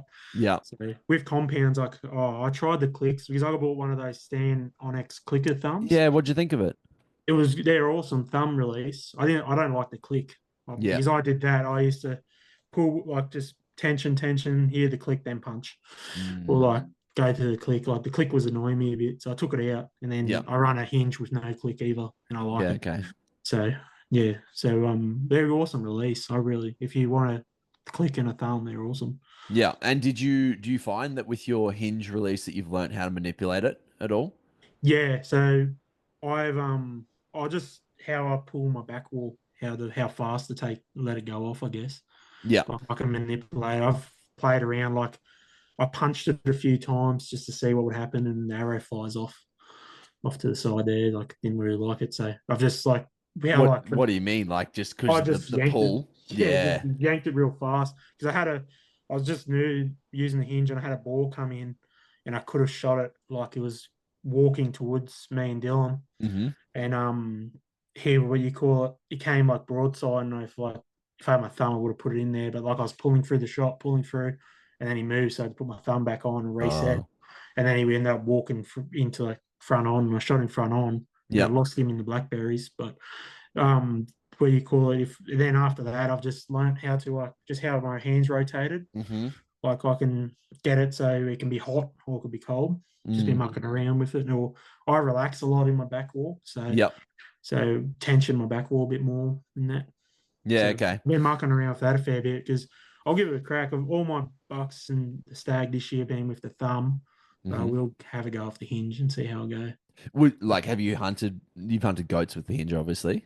Yeah, I shot a fair few goats and a fair Yeah. few pigs with it. I Yeah. haven't tried anything else. Yeah, I Yeah, found I was definitely manipulating because obviously if you pull with the like your pointer finger, ring finger a lot more, that's how you set it off most of the time. And so I'd get to it and I'd be there. I'm like, yep, it's time to go. Dunk, and just like reef it a bit. yeah, Um, versus like obviously you learn how to shoot them properly. You learn how to pull and keep going with it. But yeah, it's just interesting that you can manipulate it still. yeah, yeah. I've just been mucking. It might not be the right way, but Mm, it works for me. So that's what I with that's the biggest archery. thing. Yeah. My Yeah. form might be not right, but it works for me, I guess. Yeah. So Yeah, I actually I mean I've got a stand perfects, I've got a hinge, and I've got my trigger release and I still go with my trigger all the time. Just because it's like I've trained myself to shoot properly with the trigger. yeah, I haven't spent as much time with the perfects or the hinge, although I play with them every once in a while, but I still haven't spent as much time. Mainly the thing I worry about is that I'm going to leave them in the bush. I'm just going to leave them somewhere, like because they're in your hand the whole time. And I don't have a spare pocket on my Barno harness or anything.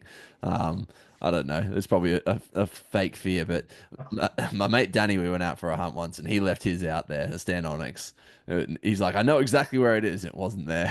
I'm like, sorry, dude. I did Four when hundred I dollars down the drain. Yeah.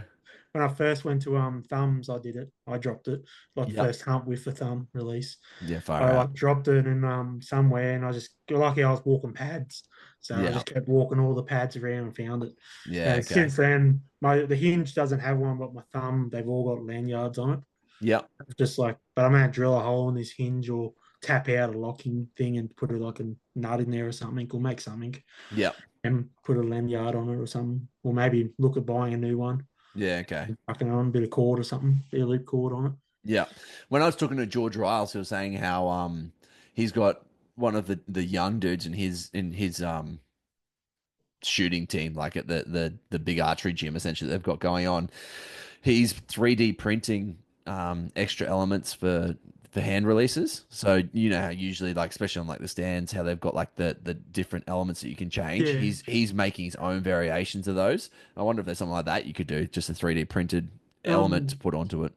I saw recently Stan, they just released one that goes into their Onyx. Yeah, okay. So they just got one. I ended up just how I've tilted my third finger extension. I Hmm. have a little gap there, so I just fed a bit of D loop or something through it. Yeah, okay. That's how I've connected my for my thumb release. But the hinges I've seen people just drill holes, and so I might just do that, drill a hole in it. Yep. But I don't mind that in my pocket at the moment, so I Yeah, might okay. just leave it.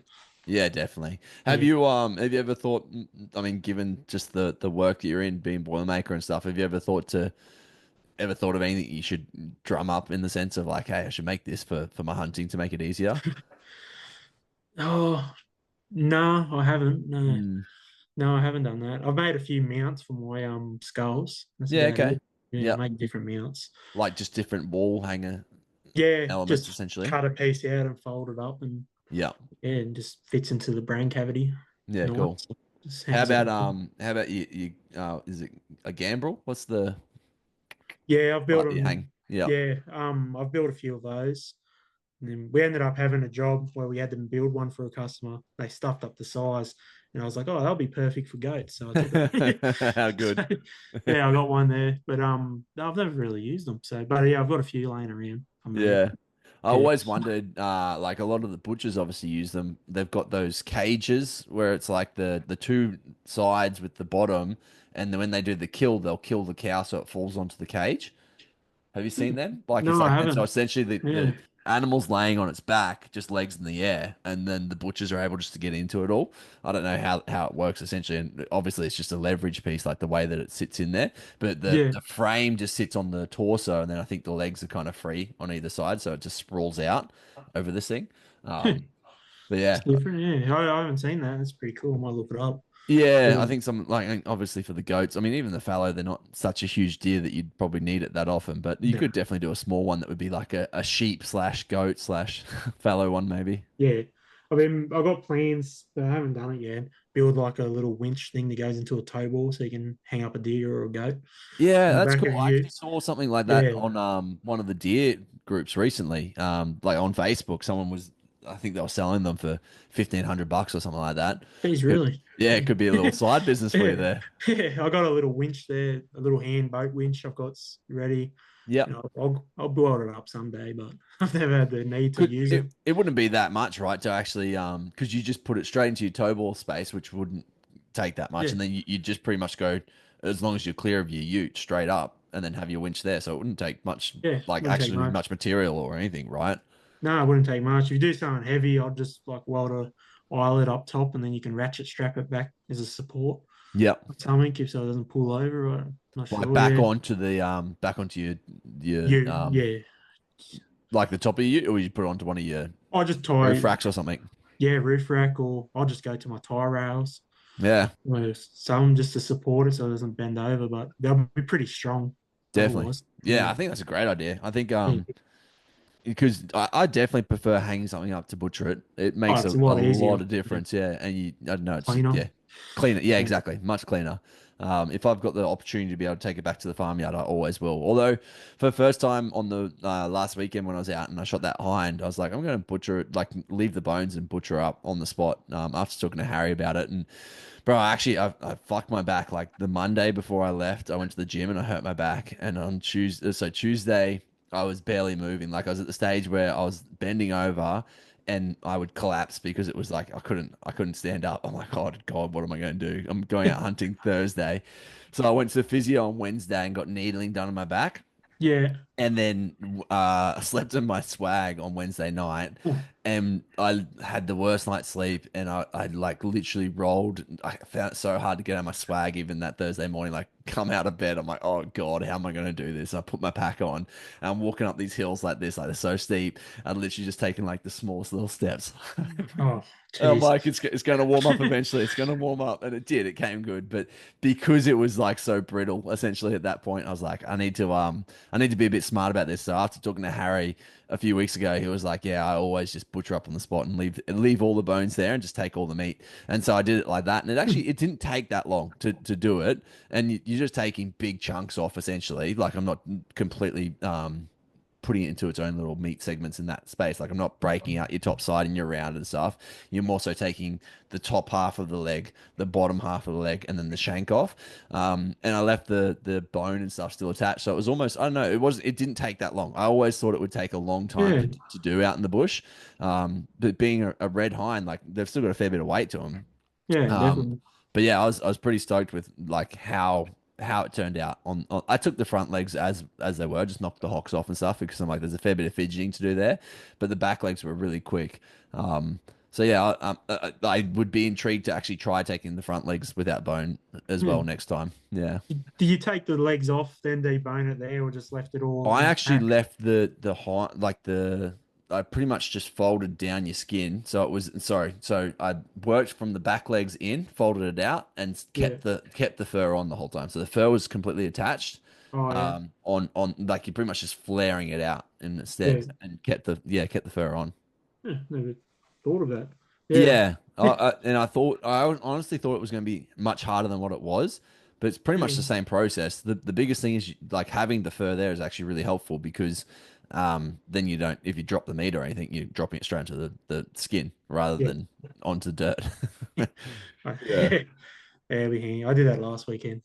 What drop the meat? Yeah, I was finishing off the cart and like the rump, and then Dylan was like, your rump's in the dirt there."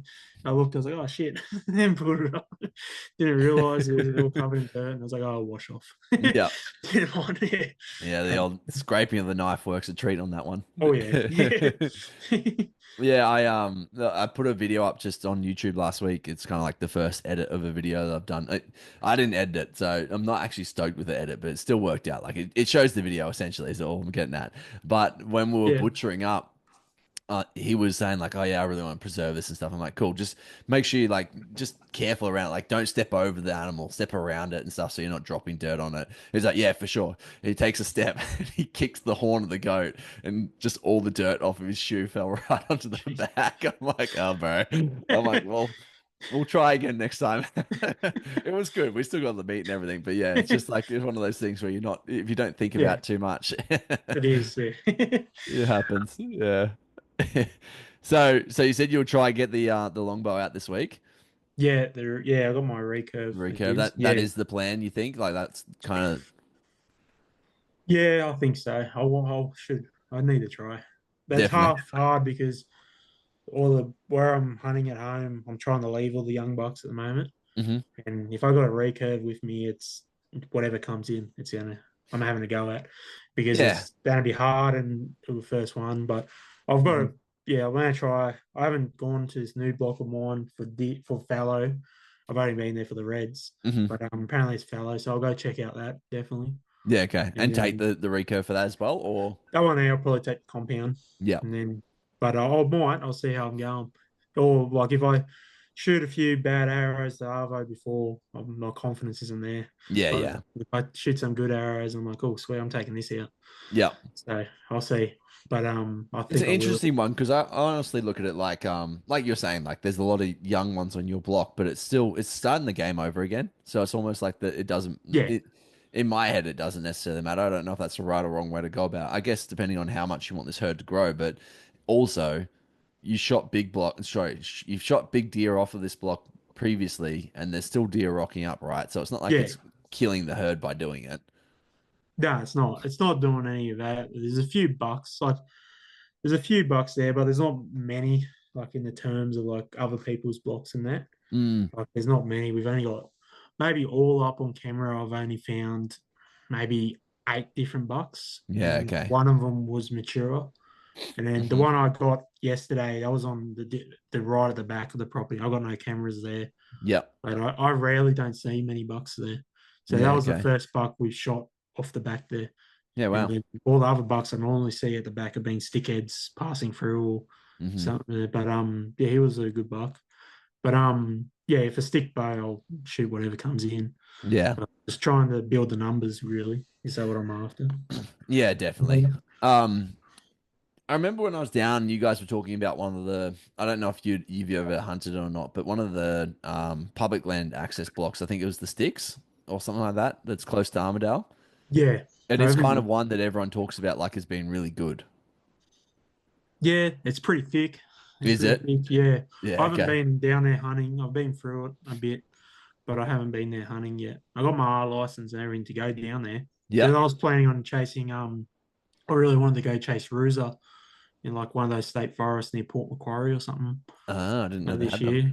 How Yeah, good? there's Rusa all around there, so I wanted to go chase that, and I was real keen for that, but I'm not going anymore. Yeah, So okay. yeah. Oh, I've got a kid on the way, so they take Oh priority. man, congrats. Yeah, yeah, Yeah, thank definitely. you. Yeah, it's Yeah, that's an exciting thing. It'll change your perspective and change your life yeah, for sure. For yeah. A better. little bit less hunting too. So Yeah. I'll still get out. I've already Yeah, looked at definitely. those backpacks, Oh so yeah. Yep. already looked at them, Very and I'll good. get one of those soon. It's interesting. I think it's I think if anything, you just become more organized with how and when you're hunting, rather than it just Yeah, being a it is. Yeah, you just it got is. to Yeah, tie it in because you're looking after someone else as well. Then yeah. I've seen a few more like Arvos instead of overnights. Yeah, Yeah, exactly. I mean, that's the beauty thing of having your block so close. You can just go out and do a day. yeah, Like, that's hey, right. I'll go out for the morning. I'll be back by lunch or whatever. Like, it's a big difference. Yeah, it is. Yeah, Yeah. yeah. Yeah, I was like, all right, I'm going out hunting for the weekend. You'll be right with the kid, right? You'll be right with the freshborn? No. I'll try, but no. Yeah. No, it's exciting, man. And so, one thing that we did talk about prior to jumping on was that you are starting to plan or think about going over to NZ as well.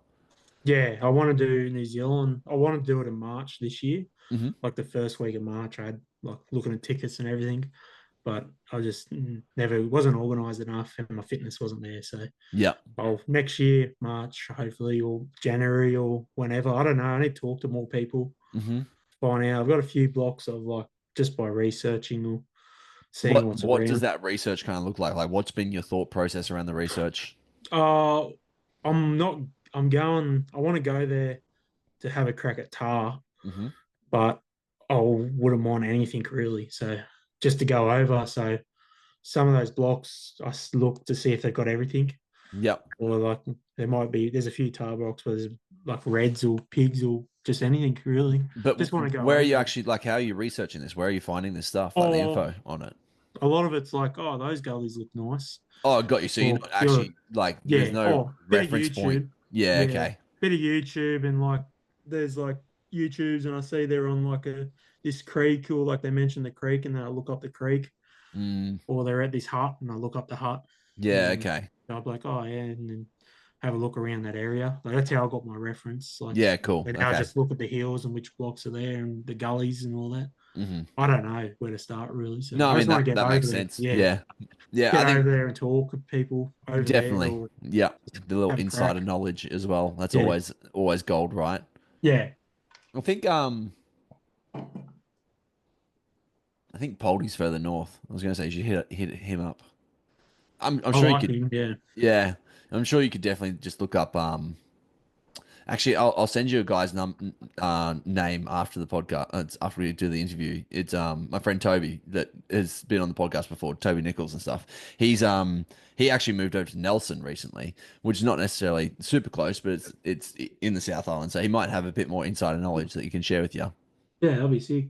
Yeah, there's a Yeah. bunch of guys in trophy takers that they've been over there heaps of times. So Mm.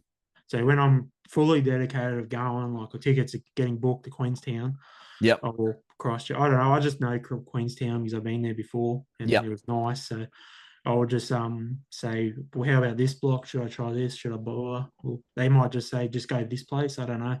Yeah. So it's just going to be, I've got a bit of money and good tickets are cheap and go over there Yeah. and I'll Definitely. find it out. And hey, it's not that expensive when you It's find not. cheap. It's really not. Yeah. Yeah, you can do it. I've got all the gear, so just go Like, over there. Yeah. what in the regards to the gear, just mean like your full backpack kit? Yeah, I got a good pack and then all the sleeping. Oh, I just need a new tent if I went over, but Yep. just like everything else, I got good boots, got everything that's Mm. good. Everything that will do me, and because I'll go to Victoria very soon too. Yeah. There's Cool. another one on the For books. But Samba. yeah, I really Yeah. want to. I've never seen one, so I Yeah. want to go. Neither. So they apparently they're big, so we'll have a go. Talk us through your setup. Like, what do you actually have? Like, what pack do you have? What have you got for the bedding and stuff? I got a XO K4 Yep. 5000, which I Hmm. like. I just like how I can get it so compact. Just Yeah. for my day hunts, I just do the straps up and it goes right in close. Yeah. I like the Then XO packs. Like, the more and more I look at them, the more I'm like, they're actually a really well designed bag, right? yeah, they are. I was going to get a Kafaru, but there's too many to choose from. There's too many. Should I get this one? Should I get this one? And then I was just like, oh, K4, done. I'll get Yeah. that. I like the look. And it was down in Willow Tree, so it's not that far. Went Yeah. down there Awesome. to Boulder Creek and he Hmm. fit it for me and everything. Loaded it up to see if it would fit right. And yeah, bought that. How Happy good. with it. Yeah. And I like their water bottle holders on the hip pouch. They're awesome. Yeah. Yeah. And then boots, I got Crispies. I really like them. Hmm. Good. I was always like, oh yeah, just these boots would do, this pack would do, but buying the proper stuff, I've just noticed a difference. Yeah. Okay. Like I started just hunting in volleys, and yeah, now I had cheap hiking boots, now I've got good ones, Yep. and I know the difference. Yep. Especially in the hills. Out west, I'd wear the volleys all day. Yep. But yeah, in these hills, yeah, in the rocky hills, some nice boots goes good. Yeah. Okay. Did you ever Yeah. find that you had any knee pain or anything like that from the change, like going from a flat sole to a more supported sole boot? Uh, I've got a lot of ankle problems. Yep. So I've broken both ankles. So, Hmm. but, so they just help me with my ankle, Yeah. really. Okay. Yep. Yeah. So that's it. It does just help support my ankle. Yeah, because I So, got yeah. some. I went from the volleys to going into Solomon's, and it's probably because I hadn't really worn them in that much. But I got really bad knee pain from wearing them. Really? Um, Yeah. but then on this recent hunt that I went on, I wore them pretty much the whole time, and they were awesome. Like I didn't find that I had that, and it was really steep country, and it did definitely make a big difference, especially because it's slippery as all bugger with all the rain that we had.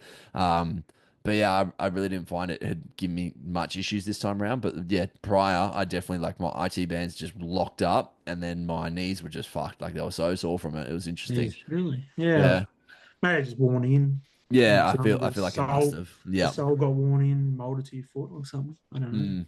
And Yeah. then what about so sleeping kit? Do you have obviously lightweight mattress Yeah. that you can blow up? Yeah, I got one of those Alton good ones. And Yep. then I run a quilt. So because I'm pretty big and Yeah. wide. So my shoulders are pretty wide. So I struggle to fit in a sleeping bag. So Yeah. Okay. I got a quilt and I like it. So I've only really done one backpacking with that, one Yep. trip with that, and it was pretty nice. In the quilt, does it just go over you, or does it go over and around? Like It goes the goes whole way? over. It's pretty wide, so it Yep. goes over me, but it's got clips so you can wrap these straps around your mattress Yeah. and clip Okay. it on, so it like snugs you up, and if Yep. you roll over, it doesn't fall off and that. Yeah. Awesome. So it's pretty good. I don't forget the brand of it, but yeah, I like it. So What sort of rating does it have, like in regards uh, to I think I got a temps? minus 13 or minus 11. I Yep. forget. I And think it was what have you slept in so far? Like what sort of temperatures? um I'm not sure actually. It Mm. was cold when me and Dylan went for like a overnight backpacking down like a creek for goats, and I took it down. It was pretty cold Like that night. in an Armidale winter? Yeah, no, it wasn't like the end of the winter, but Yep. yeah, Armidale winter gets pretty Yeah, it cold. gets So pretty cold. So yeah, yeah, you're definitely testing it. but it's in the swag and all that, like hunting Hmm. over winter. I had it Yep. all in the swag and it was awesome. Yeah, So awesome. yeah, nice sleeping bag's good. So but what else do I run? Then yeah, that's really it. I got a bunch of little stuff, like a jet Mm. boil and Yeah. water filter and that. And I'm just collecting. I slowly, when I thought about I'm going to Victoria or New Zealand, I just slowly Start collecting collecting. everything Yeah. instead of just buying everything at once and like, oh, there's my bank account gone. Yeah. So Yeah, and exactly. so I just slowly bought something each time I went to Brisbane or somewhere. Yeah. Just slowly bought. And then now I've got everything now. Just buy a 10 at some point and then I'll be sweet. But Yeah, I've got a awesome. bivy bag. I've got a bivy bag and I've just got a tarp there. Hmm. And then yeah, How that's big's about your it. tarp? No idea. Mm. I got given it to me Yeah, a few okay. years ago. I think I traded some hunting clothes for it or something. I forget. Okay, good. But I think it's a 3 by 3 meters. But I'll Yep. buy one of those Alton good ones one day. They're Yeah, good. they Or do one look of good. those naked or whatever they're called, Nike. Or Yep, Nike ones, they, yeah. yeah, I'll buy one of Yeah, those. it was interesting. I think this last trip that I went on, it was really a big eye opener for me. Like I do not have good weather gear, and I do not have good communication gear. Like I always was so reliant on my phone, and given that it was so wet, I slipped over and smashed my phone.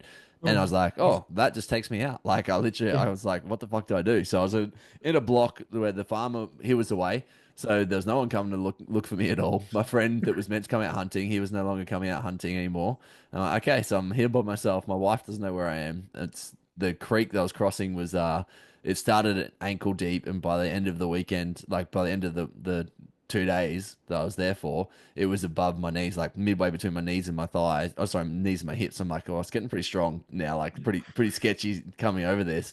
Um, but yeah, being up in the hills, I was just drenched the whole time. And then on top of that, once my comms was gone, I'm like, wow, this like it's gone from being like a really fun, just chilled trip, whatever, to being all of a sudden like there's actually a fair risk that you're going up against when you're out here. So there's definitely things that I started thinking about. I was like, okay, Yeah, what weather gear can I look into actually getting? Can I get a little mini tarp that's not going to be a heavy weight or anything that can, yeah, be a little bit of a rest when you're just sitting in heavy rain. yeah, And then on top of that, what sort of no, yeah, communications? Do you have like an inReach or anything like that you yeah. roll with? I bought one when my wife got pregnant. I ended up buying one Yeah, because most of the weekends I'm out in the paddock anyway. So yeah, yeah, definitely. hunting. So it's nice to have one. Yep. Plus, yeah. So yeah, I rate them high. Yeah, I love it. Which one did you go with? The InReach Mini The Mini 2. Two. It was Yeah, that was what I orange was and it's looking got a at. screen that's Yep. yeah, it works, I guess. So I Yeah. message on it. I message all the time on it, so that's pretty good. Yeah, So awesome. yeah, I like it. Yeah. Yeah. I'd And run then it. Yeah. Should have got one earlier, I reckon. yeah, it's And interesting. I don't know why I hadn't got to one yet, and then I was like, okay, it's yeah, that's my sign. I'm done now. I can happily justify the money and buy one, and yeah, know that you yeah, just have that little bit of extra peace of mind wherever you are. yeah. It's not that expensive too. I think it was like a $70 activation fee, Hmm. and then it's $25 a month Yeah. for Okay. when you get up to like 50 text messages, and you can send photos on it and get weather updates if you want. Yeah. Awesome. But yeah, it's not that expensive, and And they're like yeah, five I can hundred miss. bucks or something to get Yeah, them by 500 themselves. bucks. I think I Yeah. bought it on special. I don't know how much I paid for it, but yeah, about maybe 500 bucks maybe. And then yeah, they were pretty cool. Yeah, Yeah, I like definitely. them. And have you started looking at tents then in regards to what sort of tent setup you want to go with? Yeah, I've got a few I've looked at, and then I'll get a two-person like lightweight Yep. one. I don't know which one yet. There's so many there. There I is, yeah. think it's just gonna be when I'm getting closer to going over somewhere, Victoria or New Zealand. I'll just see what's on special. Hmm. They all Yeah. do the same thing, I Yeah. guess. I'll probably end up buying one of those bushbuck ones. They look pretty good. They're a good price. Yeah. The boys So that like I haven't slept in one myself, but there was three boys that slept in them when we did that little bushbuck um like gig that we did where we were just yeah, we were testing out all their gear and stuff and they slept in them, they seemed fine. Like they liked them, yeah, they rated them. There was fast setup, that's for sure. It's like literally like two little pop out like tent poles, you know, dun, dun, and then you just connect it up and you're good. nice and easy. Yeah. Yeah. Yeah, they look pretty good. I've seen a few like New Zealand YouTubers and that have them. Yep. Yeah, so it looks pretty good. I don't know. There's so many out there, I guess. So, There is. Yeah. Do you in Armidale do you run a layering system in the sense of like because of the cold or you don't feel the cold that much? bigger person, so I don't feel it that much. But Yeah. Also because plus you're in it all the time, yeah, right? Like used to it. given that you're used to it. Yeah, Yeah. yeah. I bought thermals last year and I didn't like them, so but I Mm. might try like I don't know. I've been running like a spiker. I've got some like 1/4 grid fleece, Hmm. and I really like that one. So it was Yeah. like Okay. so I did start like wearing that and my jacket over it, and then I really like it. So yeah, Yep.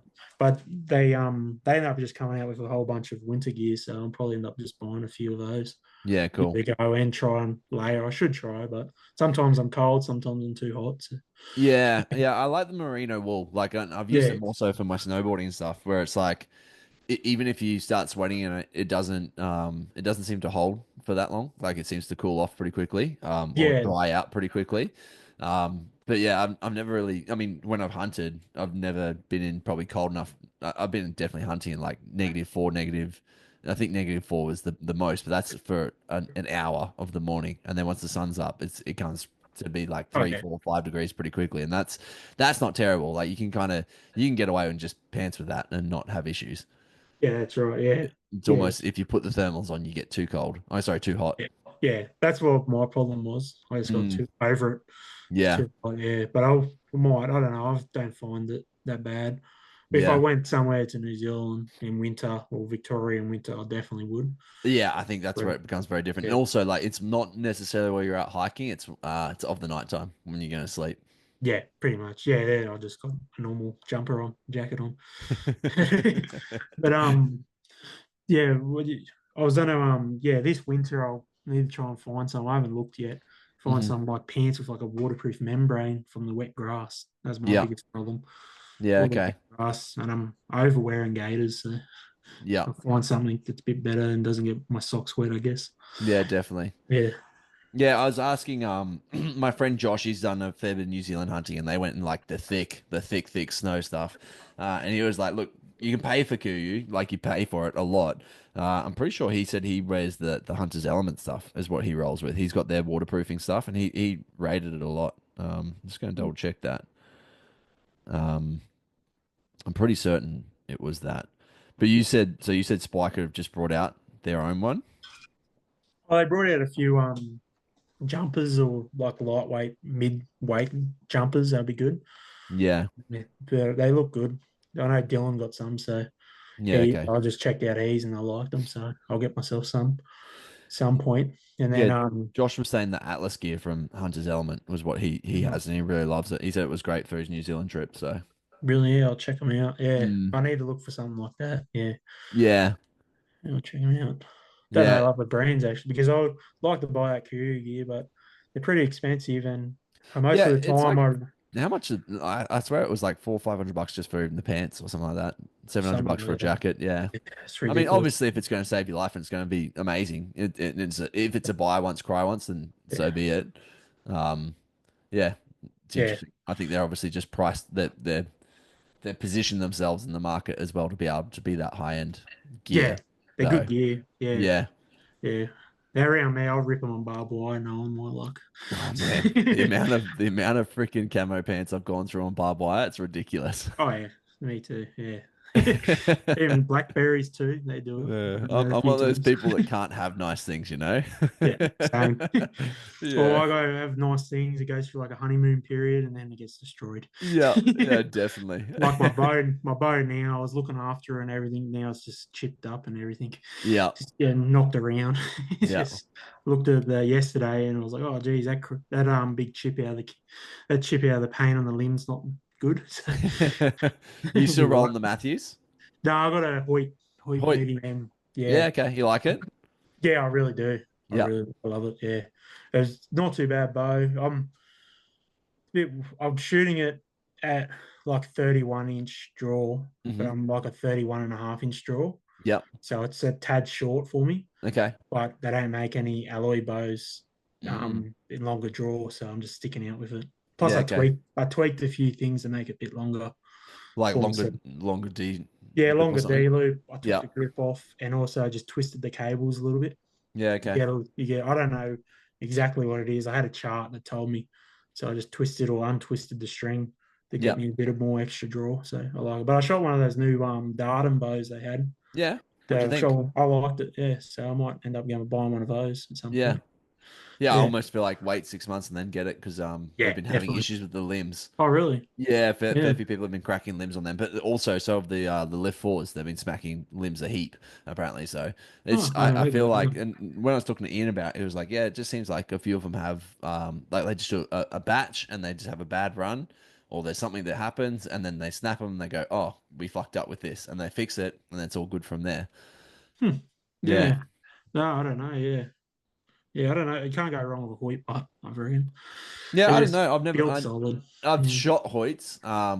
The one thing that stood out for me once was it was at Kev Shields Butcher Weekend a few last year that I went to, and we had all of the new bows there. Like everyone that was there had pretty much like the newest bows, and they had each different brand. And the one thing that stood out to me a lot was how noisy the Hoyt was compared to the others. It was the RX, must have been the RX 6, I think back then, RX 7 maybe.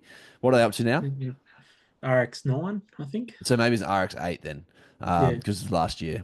And yeah, it was a fair bit noisier in regards to it. But outside of that, that's like the only fault I can really come to. Yeah.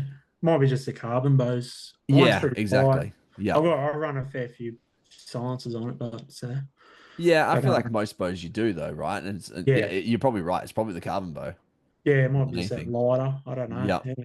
I've never shot a carbon. I've never owned a carbon bow. Yeah. I always think I should buy one, but I'm scared to chip the carbon or something. My very first bow was a carbon one. It was the Carbon Icon, the Bowtech one. It Oh was yeah, good, yeah, but then when I started shooting a heavier bow, I was like, wow, you actually like, and this is the concept where a lot of people do it in field archery, or in target archery, essentially, where they go for the heavy bow to slow down the movement. And I yeah, noticed a lot of difference, even just going from a carbon bow to my bow now, which is the Elite Cure. I don't know what it's made out of, probably aluminium as well. I don't know. yeah. It What would are be. most, yeah. Yeah, it would be. Yeah, I mean, Yeah, yeah, and just that even that change in weight was like it was a very noticeable difference, yeah, in a good way. Like I much yeah. prefer it. Yeah, heavier bow is nicer, I reckon. Yeah, Myself, just yeah. more steady, especially in the wind. Mm. So yeah, mine's ran pretty heavy. I've got a bit of weight on it. Do you like what have you added to it? I've got a quiverizer and I've got a Hmm. back bar also, and Yep. then the Hoyts come with like a little mini stabilizer down the bottom, the limb pocket there, Yeah. and I've just left that on, and Hmm. it weighs a little bit, but it's shoots nice. Did you find much of a difference when you added the back bar? Yes, yeah, I did. Just that quiverizer is so front heavy, being out there with the arrows, Yep. just that bit of weight at the back just made it shoot nicer.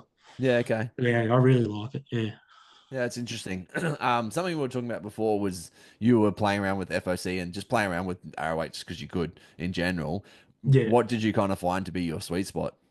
I like arrow around 550 grains. Yep. So I found that I was playing around with, I had some lighter arrows with more weight up front, Uh-huh. and I was shooting nice, but they're 4 mils, and I ended up just liking 5 mil arrows. So I've just gone back to like a 125 grain broadhead, Yep. and shooting them. They're about 555 at the moment. My Hmm. arrows, they're awesome. You'd Yeah, have to be at 250 spine. yeah, too. Yeah, definitely. Yeah. Yeah, I just put new strings on a few months ago on my bow, and Yep. got them shooting. Was it? Yeah, 80 pounds on the dot, 31-inch draw. I think it was 291. I think Hmm.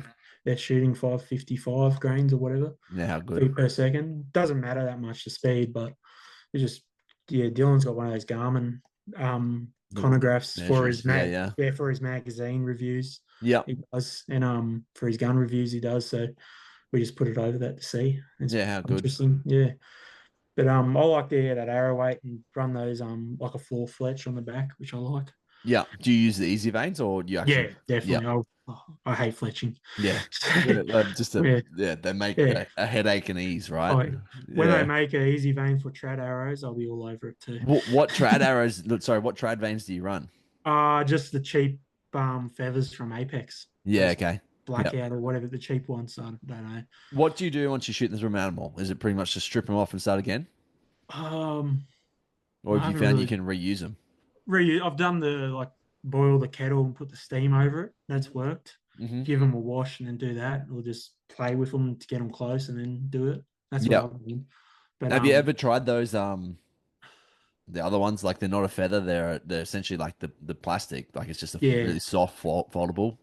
yeah. I But had the trad veins that AE yeah, made. I had yeah, those that's the for a ones. bit, but I didn't like how skinny the bottom was. The glue Okay. wasn't like running all over my jig and everything. Yeah, okay. And like I had trouble from sticking. And then they came out with a new one, but it's pretty expensive. It's like looks like a vein, just all cut weird. It's got slices all through it. I Yeah, forget yeah. what they're called. I don't know what they're called, but they look all right. They're just expensive, so I haven't got them. Yeah, okay. Do you know Yeah. if Dylan's tried them out yet? No, he hasn't. He's thought about it too. Mm. For his ABA recurve, he's thinking about giving them a go. Yeah, okay. Yeah, I know Adam's thinking about them at the moment. Adam Barter, he's thinking about Yeah. changing to those because he's like he's about to go over and hunt bear. He's hunting a Oh, black geez. bear That'd be sick. in August. Yeah, he's super pumped, but I think also it's just like a I don't know. What he actually found is that every time he shoots a goat, he just has to strip his arrows clean and start again. Because Yeah, yeah, if you leave the blood on them for too long, obviously, like if you don't have a water source or something just close by, that blood just it just rips yeah. through those feathers pretty quickly. Yeah, I'll give them a wash. Like, yeah, I don't like the smell of goats. I just give them a wash when I'm back home. So, Yeah. so buy that Arvo or whatever, I just give them a wash. And, so I have found a few that have just closed up, Mm. like they're completely flat on me. Hmm. But is he hunting like in wet weather, black bear? If it's wet Uh, over there, feathers will go crap, I guess. you know what? It could be. Yeah, I'm not really sure about that side of things. Maybe Yeah, that was another concern that he had. Yeah.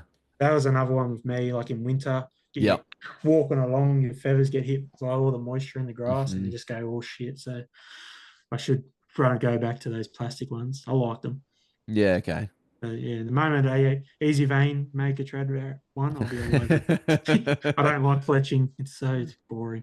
Yeah, yeah. Who even makes the Easy Bane? Like, I don't know who's behind it, but they've done a Yeah, good job. I think he's yeah, over in West Australia, is maybe. it? Yeah. Oh, they're awesome. Yeah, Everyone uses them now. They're yeah. awesome. And I like the full fletching as well. Like, I can't remember who was saying this, and it might have even been said on the podcast previously. But shooting through stuff, like if you have to shoot through a bush or something, it straightens it up a lot quicker. I think it might have even Yeah, come from Brad Smith. He was saying like the full makes fletching, the sense. way that that it Yeah, works, it will straighten up your arrow a lot faster. Um, but yeah, and so therefore it makes stuff like if you're shooting through a bush, it makes it a lot easier to be able to shoot through. yeah, it makes sense. I went to full fletch years ago. I Mm. used to shoot those Kyoga old schools a Yep. lot, so I just found they made a massive difference with that. But I Yeah. couldn't Okay. see a difference with 3 to 4 fletch with field points. I couldn't notice a difference. But when I Yeah. put a fixed blade broadhead on, I could. So I Yep. just always ran it. But that makes sense. It corrects itself faster. Yeah. Yeah. Actually, it was a thought that I had before when you were saying how you were playing around with the lighter arrows. I was watching I put it on my Instagram stories the other day. It was a video of a whitetail getting shot, and it was obviously a very light grain arrow. It hits, and when it hit like they hit perfect placement, but even where it hit, like in the triangle, their arrow hits the animal and bends, like it goes out to the side massively. Like holy shit! Like it must be such a light setup, and Ah, just to watch how much arrow movement it got yeah. before it then went in, like it was so bizarre to see that. Like if it's a heavy arrow, it just shoots straight through. Yeah. Like you just watch the arrow disappear. But this thing, like literally, it almost like smacked in the ass. It went that far to the side. It was just so interesting to watch. I'm like, yeah, well that for me is enough of a selling point. Like why you should stay on a heavier side. Yeah. There's Americans in like 350 grain arrows. It's crazy. It's Yeah. silly. They're light. Yeah. Yeah, I reckon. Yeah, I don't know. But yeah, 550 grain works for me. I'm Yep. thinking about going to a 150 grain broadhead Up just for a front. bit more FOC, which will put Yep. me at whatever 575, 580. Yeah. It'll put me around there, which still would be perfect for everything. Up until now, I've shot 585. Like that's been my arrow setup, just because a 250 spine, 30-inch arrow. Like it's just yeah, even with the 125 up front, like it's a heavy setup. It's just what's going to happen. So Yeah, and I mean I shot plenty of animals with that, and I was very happy with it. It's only I wanted to try increase my speed a little bit. So I've gone yeah, to the 300 grain and I've cut them back now. Sorry, the 300 spine, and I've cut them back to essentially my carbon shaft is 29 and a quarter, or if you with the insert and the knock on, it's 29 and a half inch arrow now yeah, instead. yeah. Um, I haven't shot it through a chronograph, but I'm intrigued to see how much faster it is. It'd probably be And 5 feet. not much, Yeah. but yeah, I'm only going the 150 because I like the shape of broadheads, the 150 grain broadheads. Yeah. They're a bit shape. I've been using those extract broadheads lately. Yeah. Been Okay. What do you mucking think? around. I like them. I like them, really do. They're tough as anything.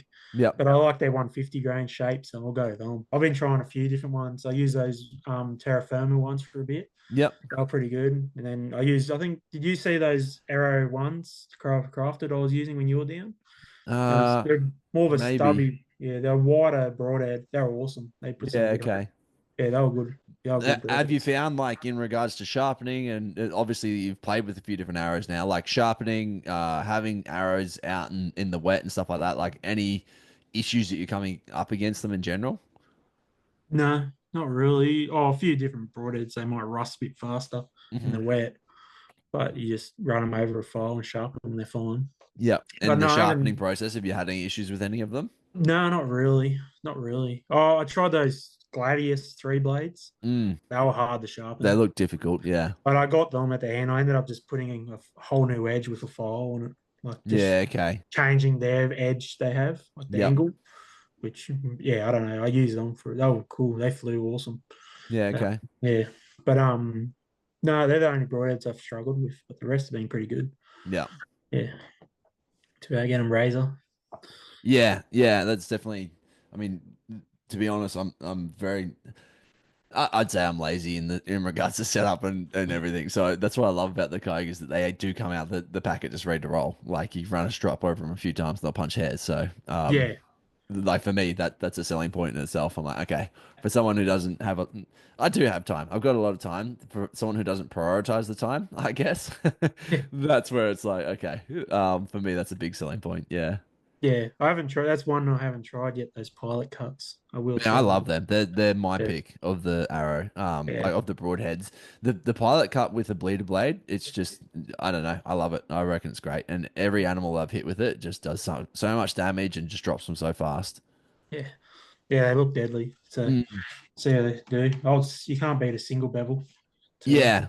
they're Yep. awesome.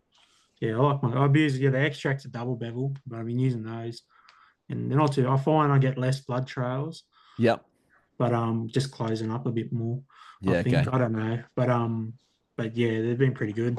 I actually run the Zots, which is a double bevel. The Zots on my longbow. Yeah, That's that'll be just good. Yeah, yeah, and I love that. Like, I mean, I haven't shot many animals. I shot a pig and a goat with it, and it's been yeah, it's been lethal with that. I just like um the concept of the Zot. Like, it looks like a pretty arrow, and it just yeah, literally it zips through stuff. Like, it's so sharp and so pointy. It just like it's crazy to watch it. yeah, yeah. They're pretty good. I like the shapes like that 3-to-1 ratio people talk about. Mm, They want they're perfect. They're like yeah, a bulked up old school, yeah, like yeah, tougher exactly. than old school. So they're good. Yeah. Yeah, indeed. Yeah, sweet man. Well, is there anything that I should have talked to you about that I didn't yet? I don't no, don't think so. Don't think so. I Well, don't know. I don't know much else I could say. yeah, it's good. We covered a lot, and I think there's a lot of cool little insights. Well, Yeah. um, what's your handle again on I Instagram? think it's just my name, Bailey Simmons, maybe. I think you could be right. Yeah, I think it's it. Whew, I just saw a big old fallow deer that Jace Ritchie put down when I opened up my Ooh, Instagram. I'll have a look at that later. Yeah. I'm just going to double check that. It's underscore Bailey underscore Simmons Yeah, underscore. Yep. yeah, But yeah, no man, you've had a great start to the year, and I really appreciate your time tonight. And I hope yeah, that this year, oh sorry, this week, that you can tie it all together with the longbow as well. Put the yeah. perfect Hopefully, rut together for you. yeah, hopefully I can. I'll see what happens. See Yeah, bro. what Awesome. happens. Well, appreciate it, man. Appreciate your time. Too easy. Right.